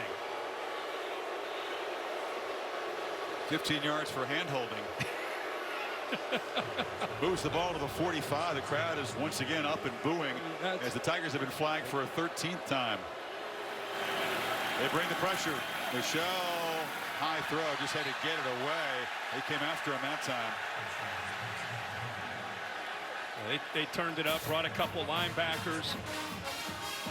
Michelle kind of sensed that he had to get rid of that ball before he was ready to. His tight end was breaking free from Zay Collins. But on 1st and 10, smart to just throw it away, get rid of it before he takes the hit.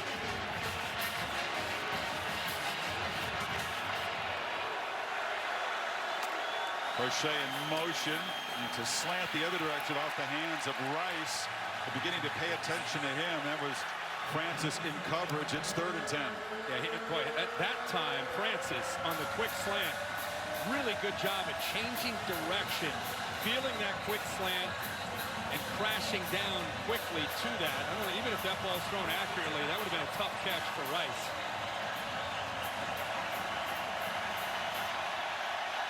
You got 2 plays to get the 10 yards. Prochet is stacked to the right behind Tyler Page. And now they'll motion Page out. Play clock at 5.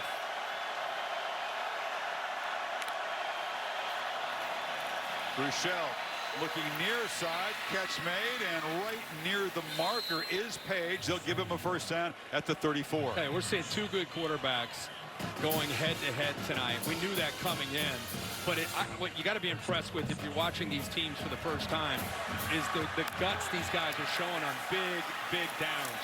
Xavier Jones, little stutter step in the hole, bangs forward for 4.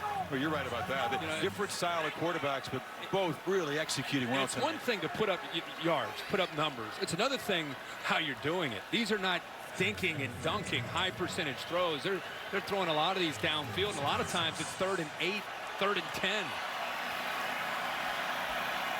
Standing in the pocket, taking shots after the throw. Michelle has to scramble, and he'll be dropped. Jaleel Clemens, a talented, speedy true freshman with the sack.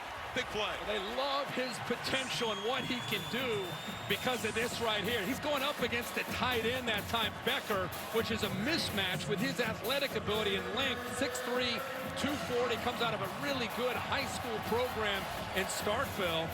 And I think that time just used his hands and quickness to be able to get to Buechele. Speed and the long arms coming into play. Able to just reach out and grab the quarterback.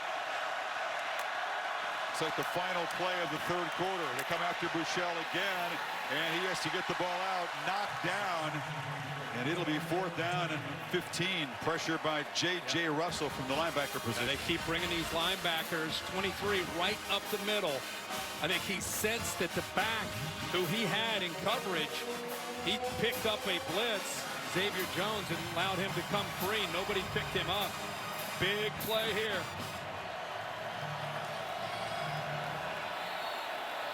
There was 1 second left in the quarter, so one more play and one more flag. False start. Offense, number 57. 5-yard penalty. 4th down. It makes it 4th and 20 now. I'm all for being aggressive, and I know you're down.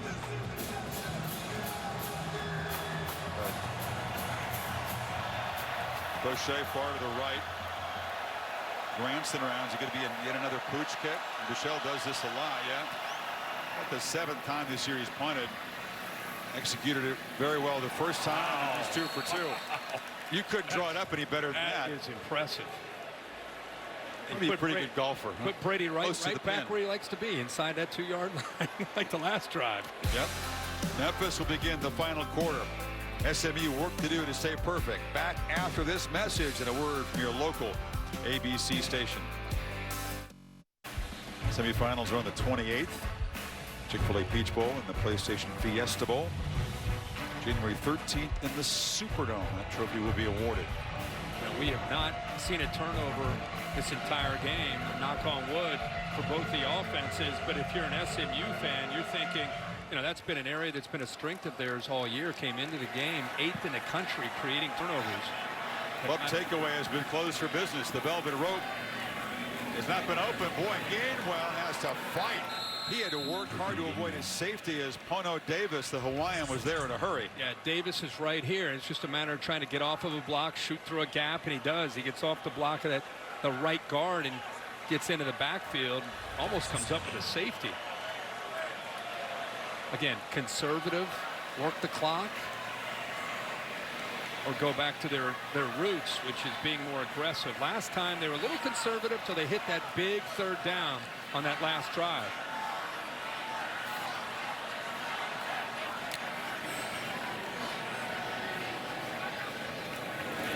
White rolling, running across the end zone and has to fire it away. Nobody open. Yeah, that last drive, Chris, is conservative till this third down by Brady White and what he wanted to do. Look at this throw. Again, worth a look, going over top of Nelson. That got him going. 4th and 3. Mike Norvell says, we're going for it. Hits it. The very next play, the accuracy, beautiful deep ball, and a touchdown to Coxie. That finished off a 98-yard drive in their last possession to put him up big here. Now it's 3rd down and long. Good catch by the fan on the crowd. He airmailed that in the seats, and the dude made a clean catch. 3rd and 10. Everybody's making plays tonight. Exactly.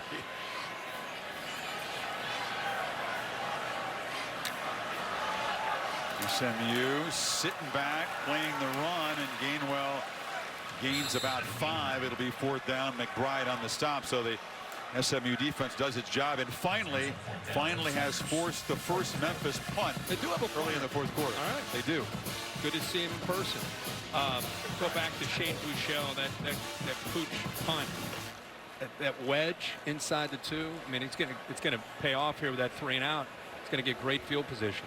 Yeah, the first time they executed it well, but Memphis drove 98 yards for a touchdown. This time they get off the field. And Adam Williams, sophomore from Lebanon, Tennessee, had a beautiful throw and a fake punt. Key play in last week's win. I don't sense a fake here. Oh, no. But you never know with these two teams. Crochet, by the way, is back as a punt returner. And it's a very good punt. He's waited all night, and Williams finally unloads, and Crochet trying to get sideways. Can he get the corner? And a flag, of course, comes in late here. The return was to the 48-yard line. He's out there. He's not himself. You know he's hurt, but he's trying to grit his team and make a play as a punt returner. Yeah, it's going to be a push in the back by Brian Holloway, 43. Behind the play, I think, too. Yeah. So instead of taking over in plus territory, SMU will be backed up. There is no foul for an illegal block in the back. Timeout on the field. Catch a break. We'll see. Buechele, Crochet and company can cut into this lead. It's the Tigers by 16. Curtis Wilson having a good time at Memphis. He brought the All-State bus here. That's outside of Sun Studio, by the way. What's your All-State mayhem moment today? A great game out west. 21-13, late in the 3rd quarter. Pick 6. This is exactly what Utah needed to get them going. They just got it to 21-19, and from that point on, they turned it on in the second half. Utah still with 1 loss out there. Shell slings it. Crochet in space.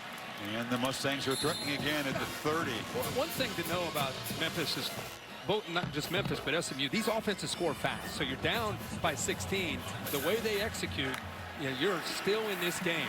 Reverse, flea flicker, Buechele lofting it for the end zone, looking for grabs, and who makes a circus catch? Are you kidding me? A flea flicker touchdown, and SMU is still alive. Oh my gosh! Oh my gosh! I can't believe he caught it. I can't believe Buechele threw this. Razzle dazzle. He actually wanted to throw the ball to the receiver in the middle of the field, but he fell down. So what the heck? Why not throw it to a guy who's completely blanketed? I mean, he had no chance of making this play, and then he makes it. Great coverage downfield by Austin Hall. The only thing is he didn't locate the football. Going for 2 now to make it a 1-score game. How do you follow that? Buechele looking left, slant. That was easy. Rice, all of a sudden, it's a 1-score game. Wow. Listen, Chris, I just said these guys can score in a hurry, right? Little razzle-dazzle, trying to test the defense and their communication. He's trying to work it to the middle of the field. That's who he wants to throw it to, right? He falls down. Look at the coverage downfield. There's no way Granson makes this play, and he does. Look at the coverage, but he cannot locate the ball. Hall misses it, turns late. Incredible concentration by Kylan Granson to make that catch. Gets his right elbow underneath the football before it hits the ground. And then a really well executed two-point conversion. The freshman Rice, who's coming of age tonight in Memphis with Reggie Robertson down. He's had to emerge, and he has. And just like that, SMU within a possession. We said this team rallied from 21 down against Tulsa with 3 consecutive long touchdown drives. This time they strike quickly.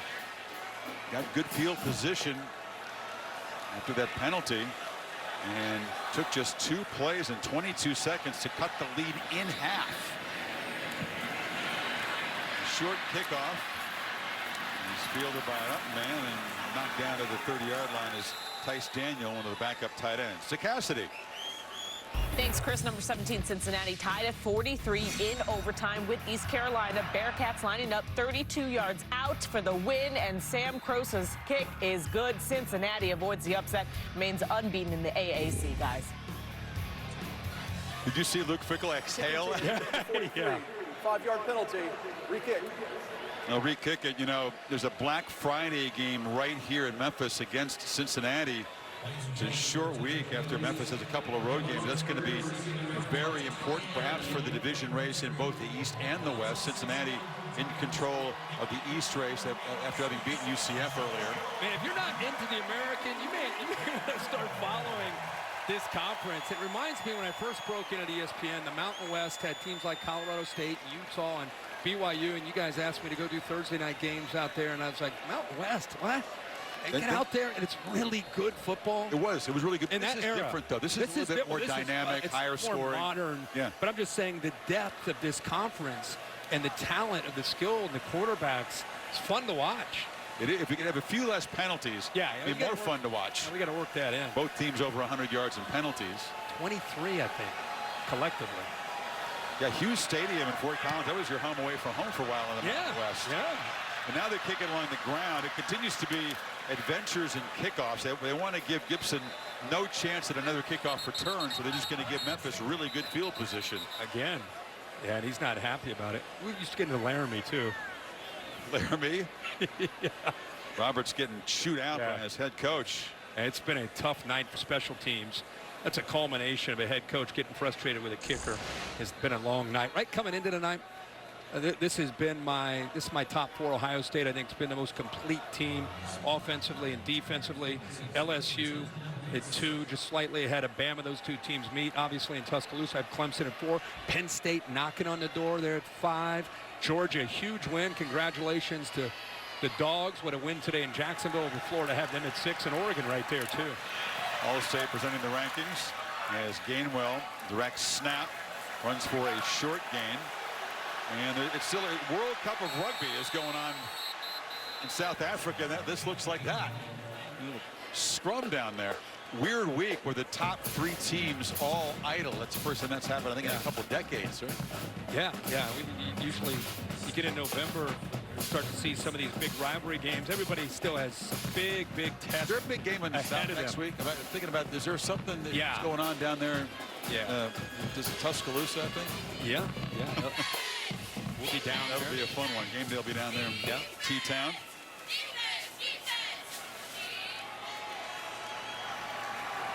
SMU cheerleaders begging the defense to rise up and make a play. Gainwell, they fake it to him. Slam, catch, goodbye. Coxie will not be caught, and Memphis stretches the lead again. 49 yards, just like that. Memphis answers the SMU lightning strike. Yeah, it's high risk and a high reward approach. There's Braxton. He's fired up. Got the gloves going. He should be proud. This continues to be a big night for his guy, Coxie. 7 catches, 143 yards, and 2 touchdowns, and he's beating those corners and making them pay for it.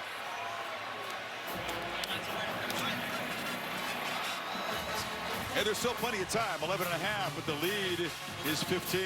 Yeah, watch Patrick Nelson, number 2, right out here. He's reading him. He kind of settles in, goes right over top of that defender. And then it's just Coxey doing what he does, getting that separation after the catch into the end zone. This Grizzlies is now a giant Bass Pro Shop. You can fish inside there, you can archery range, bowling alley. We're hitting that after the game, right? See if he can keep it open late for you. Michelle, after that flea flicker touchdown pass just moments ago, finds himself again down by a couple of scores. And Sanders breaks free. C.J. Sanders, the former Fighting Irish slot receiver, out across the 30. NFL prime time.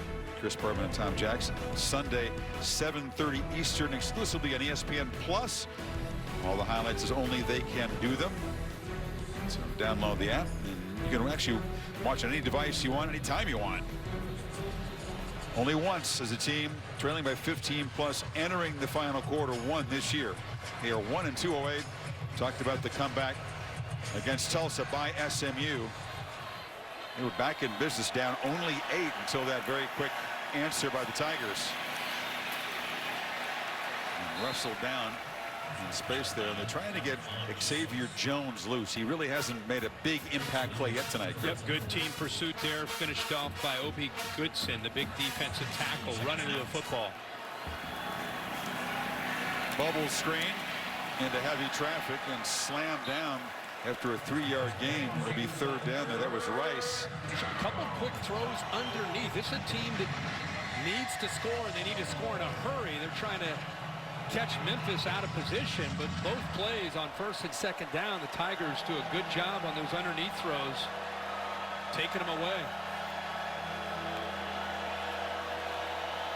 Memphis, you're just trying to keep everything in front of you.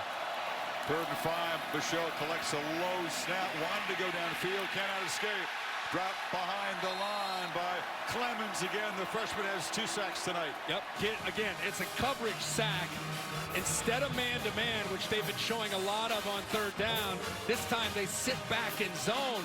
Nobody open downfield, and Shane Buechele's not the most fleet-footed. He's the best when he gets the ball out of his hands quickly. And this time, the coverage forced him to have to try to step up, and good job by Memphis on that 3rd down. A rare 3 and out tonight. Now the punter safety Dembo is out there. Tigers are very alert for a fake.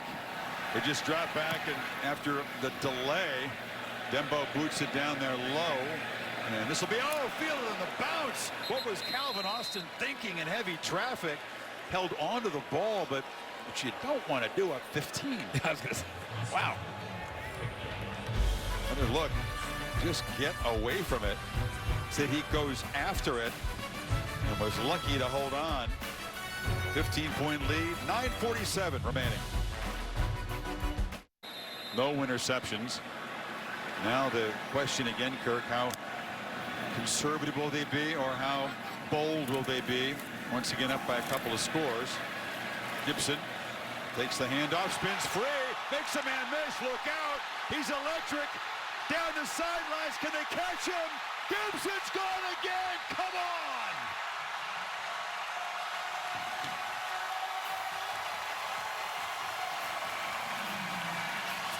They thought they had him.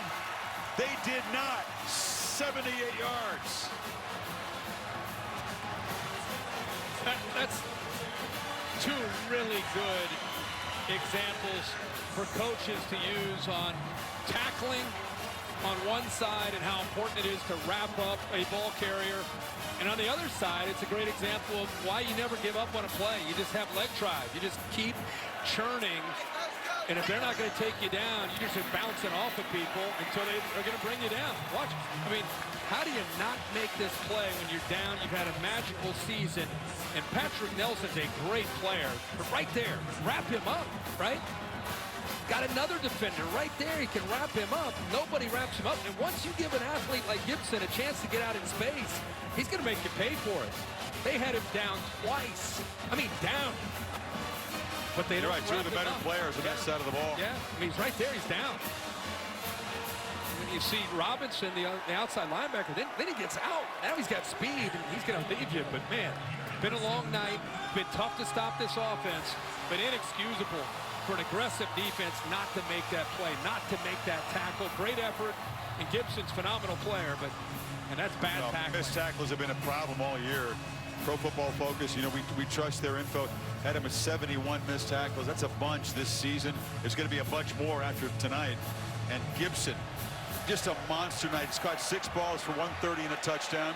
He's now run for almost 100 yards as a kickoff return for another touchdown. And wow. We came in thinking about Gainwell, and it's been Coxie and Antonio Gibson. He's got a touchdown 3 different ways, folks. You don't see that very often. No. And it's a party now. It's a party in the sold-out Liberty Bowl. Buechele has tried, and he's been pretty good for 378. No turnovers. Using Prochet without his big play guy Robertson tonight. But Brady White, if you haven't seen him play, if you didn't know much about this Memphis quarterback, Cape for Arizona State, you're getting an eyeful tonight. Yep. Came in 5th in the nation in passing efficiency, and has done nothing to hurt that at all. Whistle, they made contact before the snap. Pacific Life game summary showing Offside. Defense, a terrific quarterback duel. 5-yard penalty. First down. These guys can air it out. They've got a lot of weapons. SMU's been, of course, working tonight. Keep talking about the importance of Reggie Robertson and him not being in the lineup, but they still have other weapons, as we've seen tonight with Granson. Prochet is a monster, one of the top receivers to me, not just in the American, but his route running and quickness and ability to do things after the catch. You'd put him up there as one of the top receivers to me in the country. Gibson was a guy coming in who hit 27 yards per catch, but he only had made 13 catches coming in. Freeman with a short gain. And SMU needs a miracle that will make the escape against Tulsa look routine. They're going to stay undefeated and get to 9-0.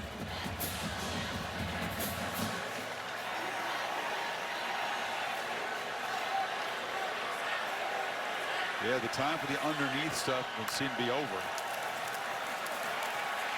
Now, hand it off inside, and Wilson and Dorsey has stopped him. It's 3rd down. Joseph Dorsey has had a pretty good night in his own right. The defensive lineman active. He's helped out on the offense and pretty active on that defensive line. Memphis has had their way against SMU. This would be a 6th consecutive win if they close the deal, and most of them have been very lopsided.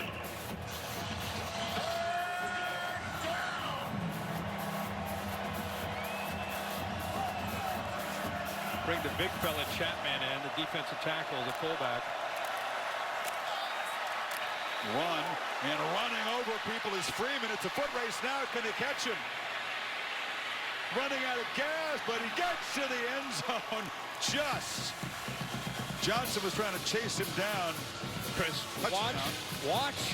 Yes, talk about a clinic on how to run through somebody. Watch this safety. Bang! Right, throws his shoulder right into the safety, Thomas, who's coming up in run support. Oh, right there. I mean, he's coming up, trying to make a routine play. SMU hadn't been able to get out in space to run the ball at all tonight. And you talk about Kamen Freeman lowering his shoulder, running right through a run support defender. Longest run of the year. They again go for 2. Trying to cut it to 14. Buechele rolls, high throw, and coming up with it is Rice. And SMU not done just yet. 3 plays, 70 yards, minute 23. 14-point game. We thought it'd be wild. Didn't know it'd be quite this wild.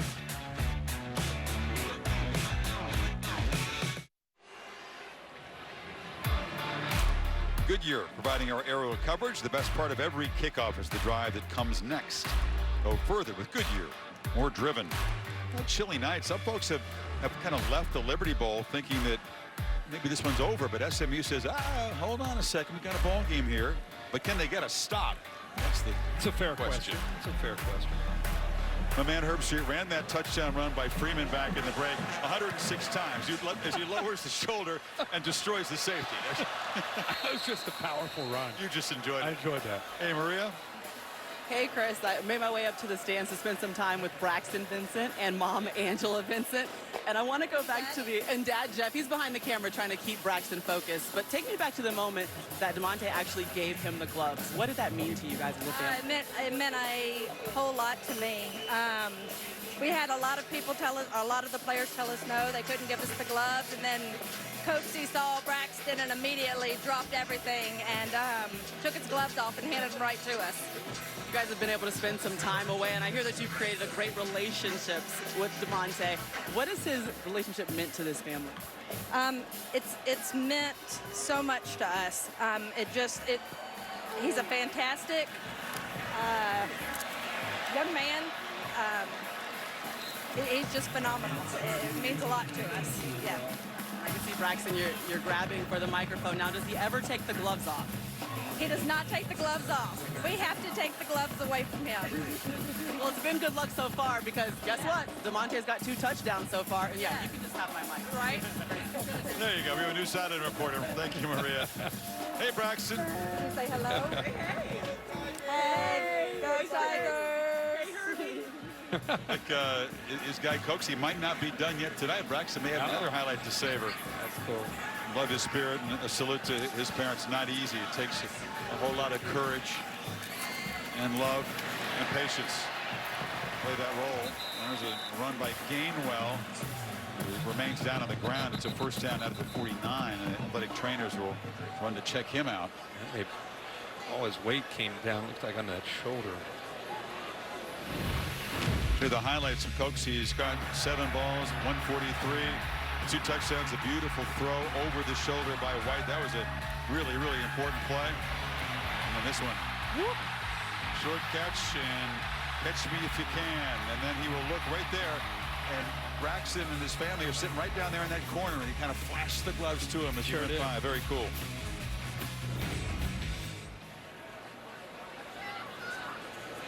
It's a great example. You know, players are not supposed to maybe give away the gloves. You're told you got to keep them. And he says, forget the rule.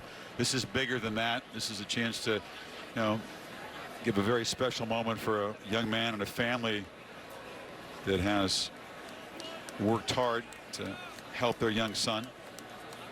Concern now for Gainwell, who the minute that play ended just rolled in his back.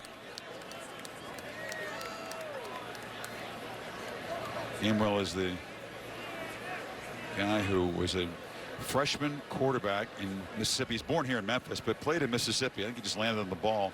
Very lightly recruited. Memphis offered him, and nobody else really did until Ole Miss and Mississippi State got involved. And he said, no, I'm committed to Memphis. And he has come here. Receiver, running back, whatever you want to call his position. Tremendous season. Seems unlikely to get to 100 yards unless he comes back in the game. Sitting there at 88 yards rushing. Certainly good news that he's up. No doubt. One of the more versatile players you'll see. And as a freshman, and talking on the field, he could be a recruiting real asset. Mike Norvell can say, hey, thinking about coming, this guy's going to be here a few more years. You want to play with Mr. Gainwell, and the skill players especially. They're beginning to take note of Memphis. They really are. This is a showcase opportunity that they've really are taking advantage of. Well, this offensive style allows playmakers a chance to make plays. You're going to get isolated. You're going to get a chance to, whether you're a receiver, a running back, quarterback, if you're a skill guy, you want to play in this kind of offensive structure because it gives you a chance. So his brother Curtis, who's been his inspiration. Kylan Watkins is the back. 2-back look. Gibson is back there again on first down. Clock ticking under 7 minutes, and Memphis is taking time here. And snap it at 5. Right into traffic, slung down McBride. I hope Mike Norvell stays at Memphis for a long, long time. But as we saw with Justin Fuente, who hit it for a couple of years and then went on to Virginia Tech, Tom Herman. Tom Herman. Weekends like this and the exposure that he's taken advantage of in 54-40 against an undefeated top 15 team. He already has a really good reputation, but he's on a big stage, and there are a lot of people that are watching Memphis now, and he's doing it on his own, and he's taking advantage of showcasing what he and his team have to offer. And there are going to be a lot of people. Hopefully he'll stay at Memphis. There are going to be a lot of coaches or athletic directors. They're going to look his way in the future. He is a class act. One of those guys that just has a personality that's infectious, you know? There's a whistle. One of 13 head coaches that are under the age of 40. Offense, number 10, 5-yard penalty, second There down. are 3 that are in Power 5 leagues, of course. Lincoln Riley, P.J. Fleck, Sometimes Ed Campbell, you know, when you meet Neil guys, Brown. They're just you're a head coach. He just has that vibe about him. And I hope he's here for forever. It'd be great, but Memphis is going to have to try to, in the future, keep him here and work hard to do that, because people are going to come try to take him away. 2nd and 17 after the penalty. Watkins makes a move. He gets back across the original line of scrimmage. It'll be 3rd down and long. One of the things Norvell has done is ask his Tigers to think of the player that inspires them the most and put a picture of them in their locker. They're a team that practices in the morning, so the first thing that a player sees as he comes to practice and goes to his locker is that person who reminds them why they play. Source of inspiration. It's a motivational technique that seems so natural. I've actually never seen it done quite in this way than any other locker room. It's a great idea, especially as he said, they do early practices. So as they come in tired or maybe not feeling it that day, they look in that locker and look who they see. He asked who's the #1 person or the group of people that motivate you. And obviously for a lot of people, that's family. Conversation with White.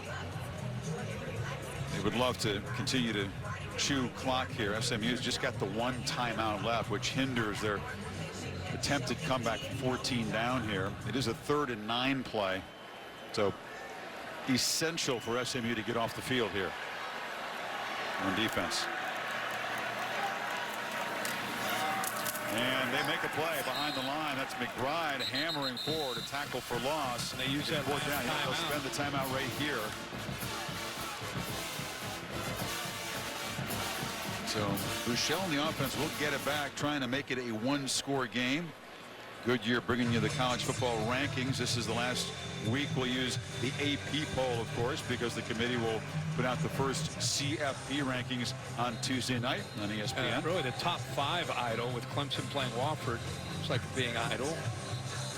Florida. We're going to see the Tigers next Saturday night. They're going to be in Raleigh against a overmatched NC State team that got taken to the woodshed by Wake Forest today. Oregon, that's a massive win at the Coliseum, and that's not going to please the USC faithful.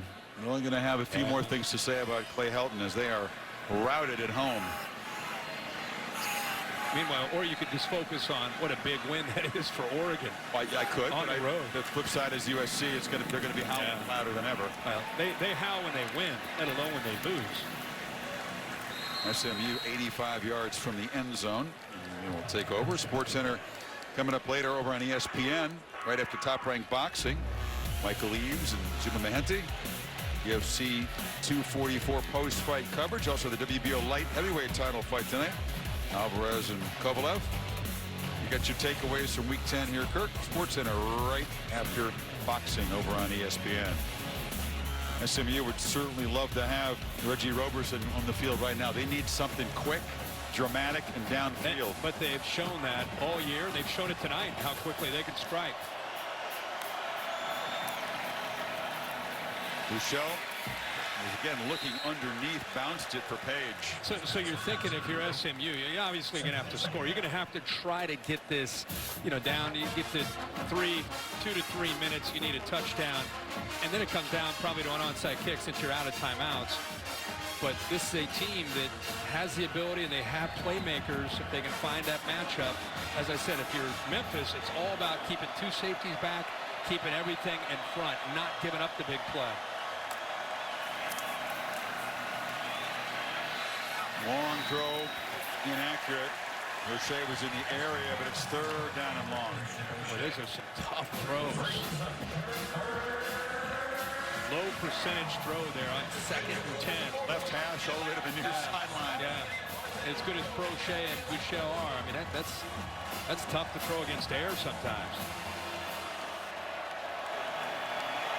Need 10 here.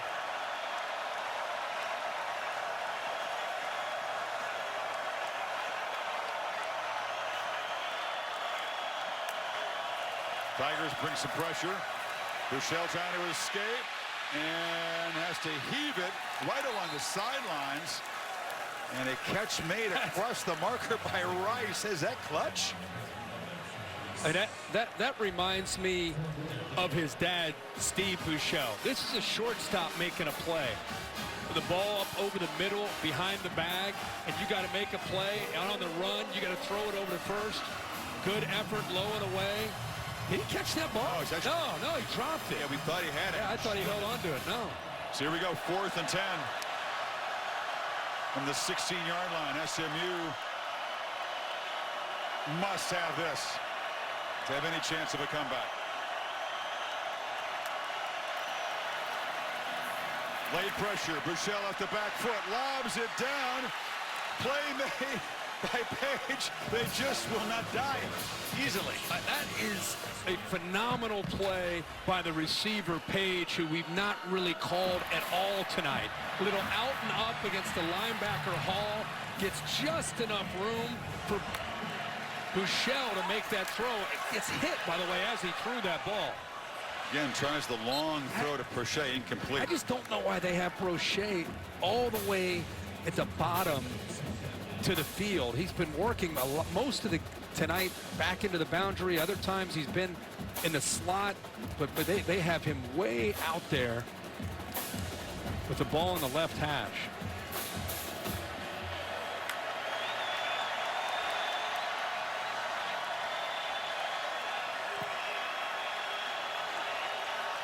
Look, it was a 31-yard gain on 4th and 10.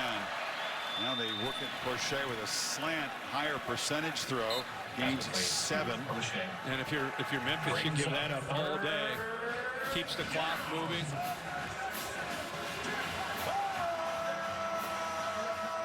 Third and 3.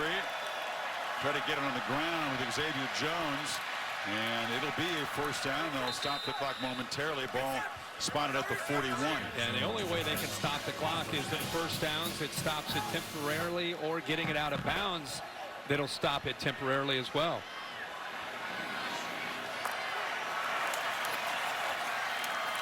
They come after Boucher, who throws it downfield and has Sanders open as he finally gets involved, and they're inside the 10.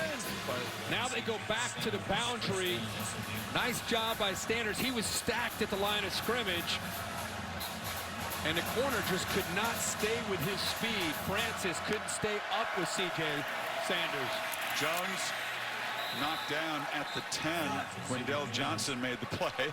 So you get one-on-one chances, you got to capitalize, and that's what Sanders did, and it's a good throw by Boucher. Now they're down inside that, right around the 10-yard line. Talked about trying to score and get to that. They can score with 3 minutes to go.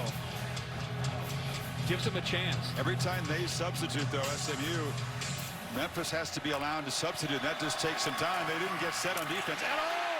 Boucher is hammered. Big sack by Bryce Huff. Wow, he got leveled. Well, he's their best pass rusher. He just hasn't had a chance to make a play. And this time he does. You know, last year he had 2.5 sacks against his team. That's face mask to face mask. But quickness there, suddenness by Bryce Huff. Now if you're Boucher, you got to get yourself up, collect your thoughts after that hit. It's 3rd and goal, ball back near the 20, and now a false start will move it even farther away from the goal lines. Number 57, 5-yard penalty, 3rd down.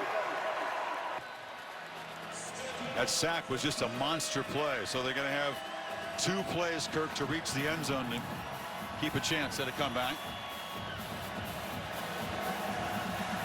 Inside of 3 minutes to play. Boucher for the end zone, one-on-one battle, incomplete, tried to find Rice, flag. So pass interference against Jacoby Francis. One-on-one. Pass interference. Defense, number 32. 15-yard penalty. He's grabbing. Automatic first grabbing down. a jersey. See, he's got his hand is okay, but once he grabs onto the jersey, that's what they end up calling the penalty on. It'll spot the ball at the 8. First and goal again.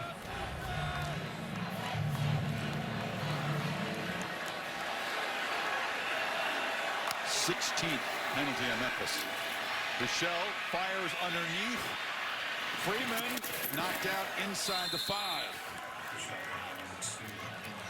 Put 3 receivers into the boundary at the top. Try to get all of Memphis's defense, which it worked. They had 4 defensive backs shaded that way. And then it just became a foot race. And the big fella, Freeman, he didn't quite have the speed to be able to get to the corner.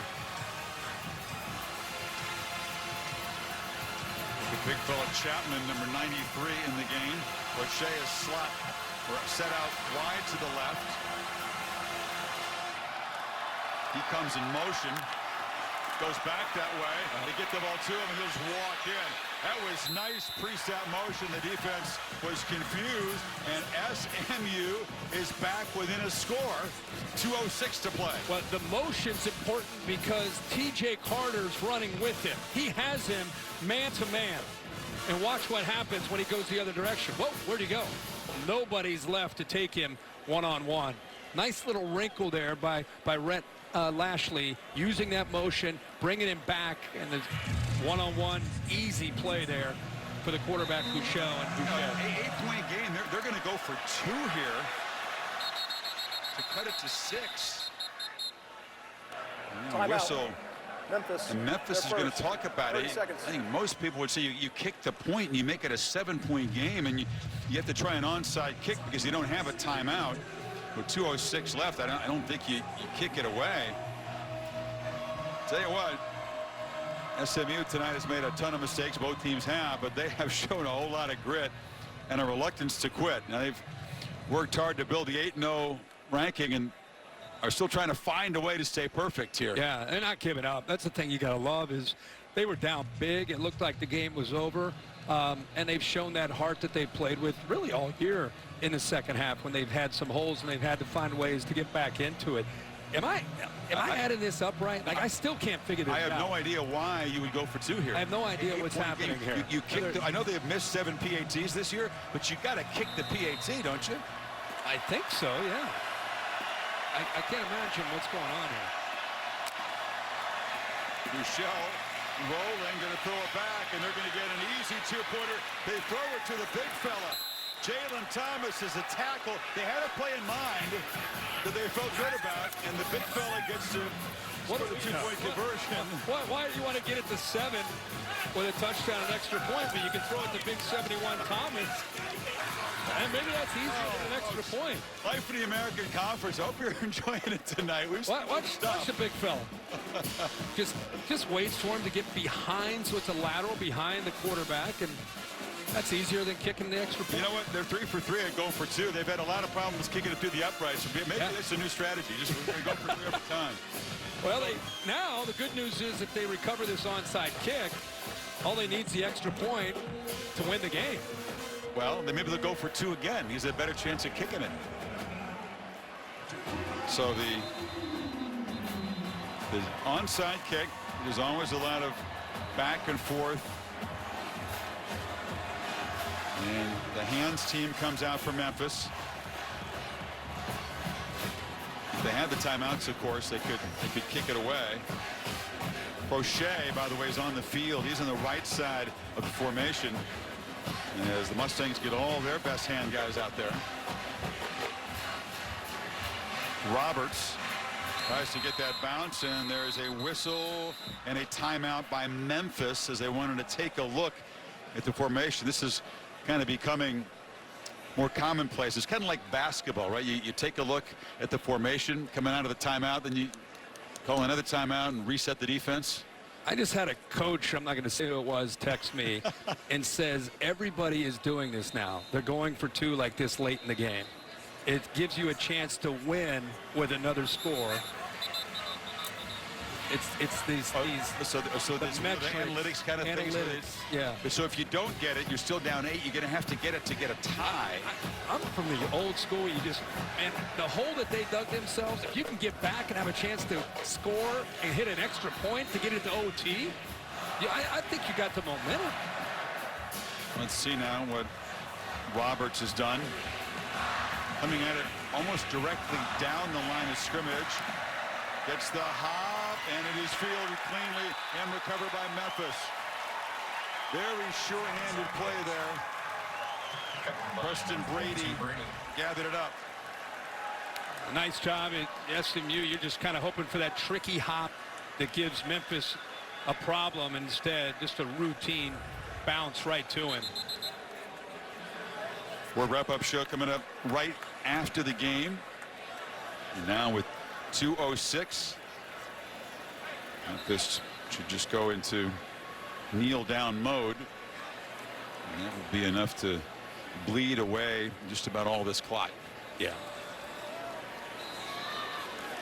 SMU had to spend those timeouts early, and that's going to prove to be a very costly factor.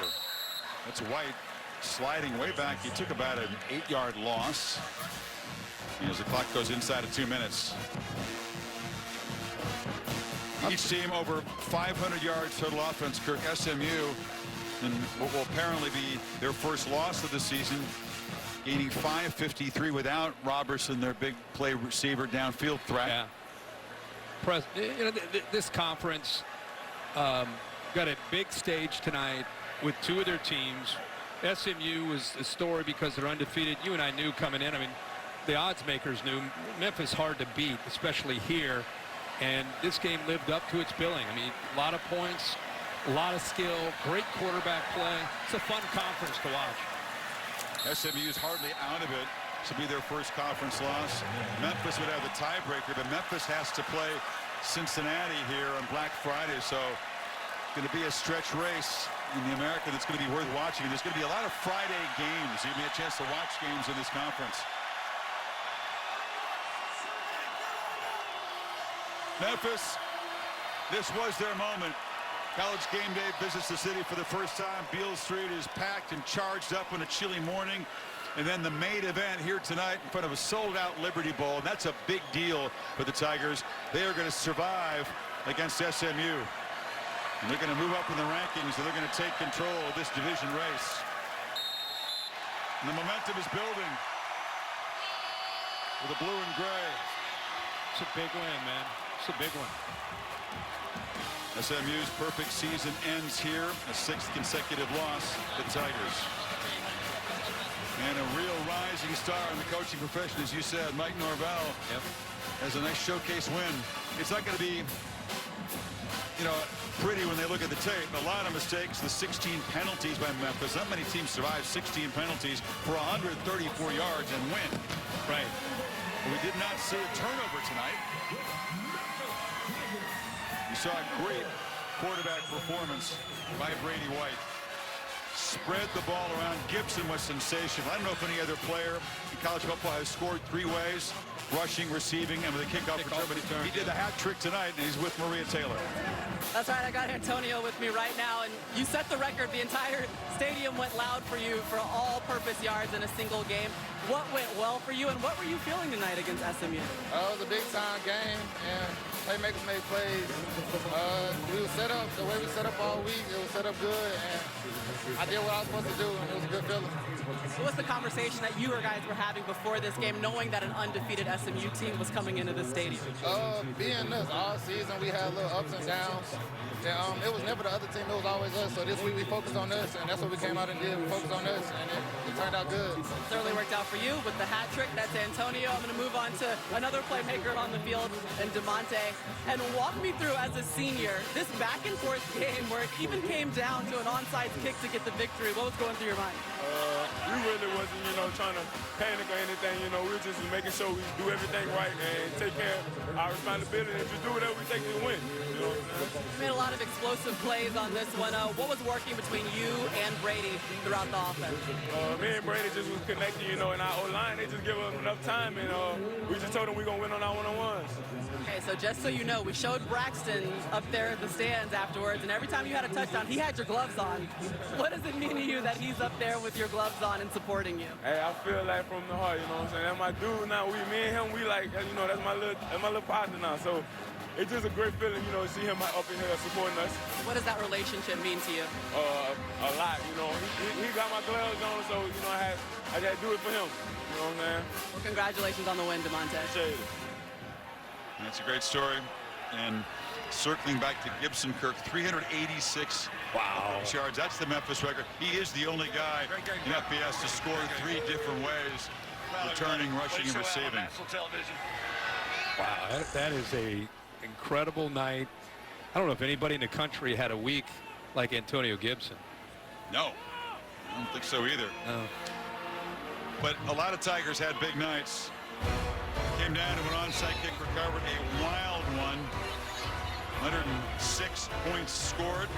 But it's Memphis, 54-48. Life in the American Conference. Hope you enjoyed it. The game was produced by Bill Bonnell, directed by Derek Mobley. Playing hurt this week, showing that toughness.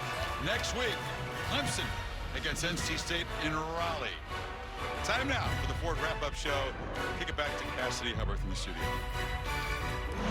Thanks, Chris. Well, that was fun. Welcome to the Ford Wrap-Up. I'm Cassidy Hubbard. With 4 of the top 5 teams in the AP poll on an off week, today was an opportunity for some dark horses to try and get some of the spotlight before the first college football playoff rankings come out on Tuesday on ESPN.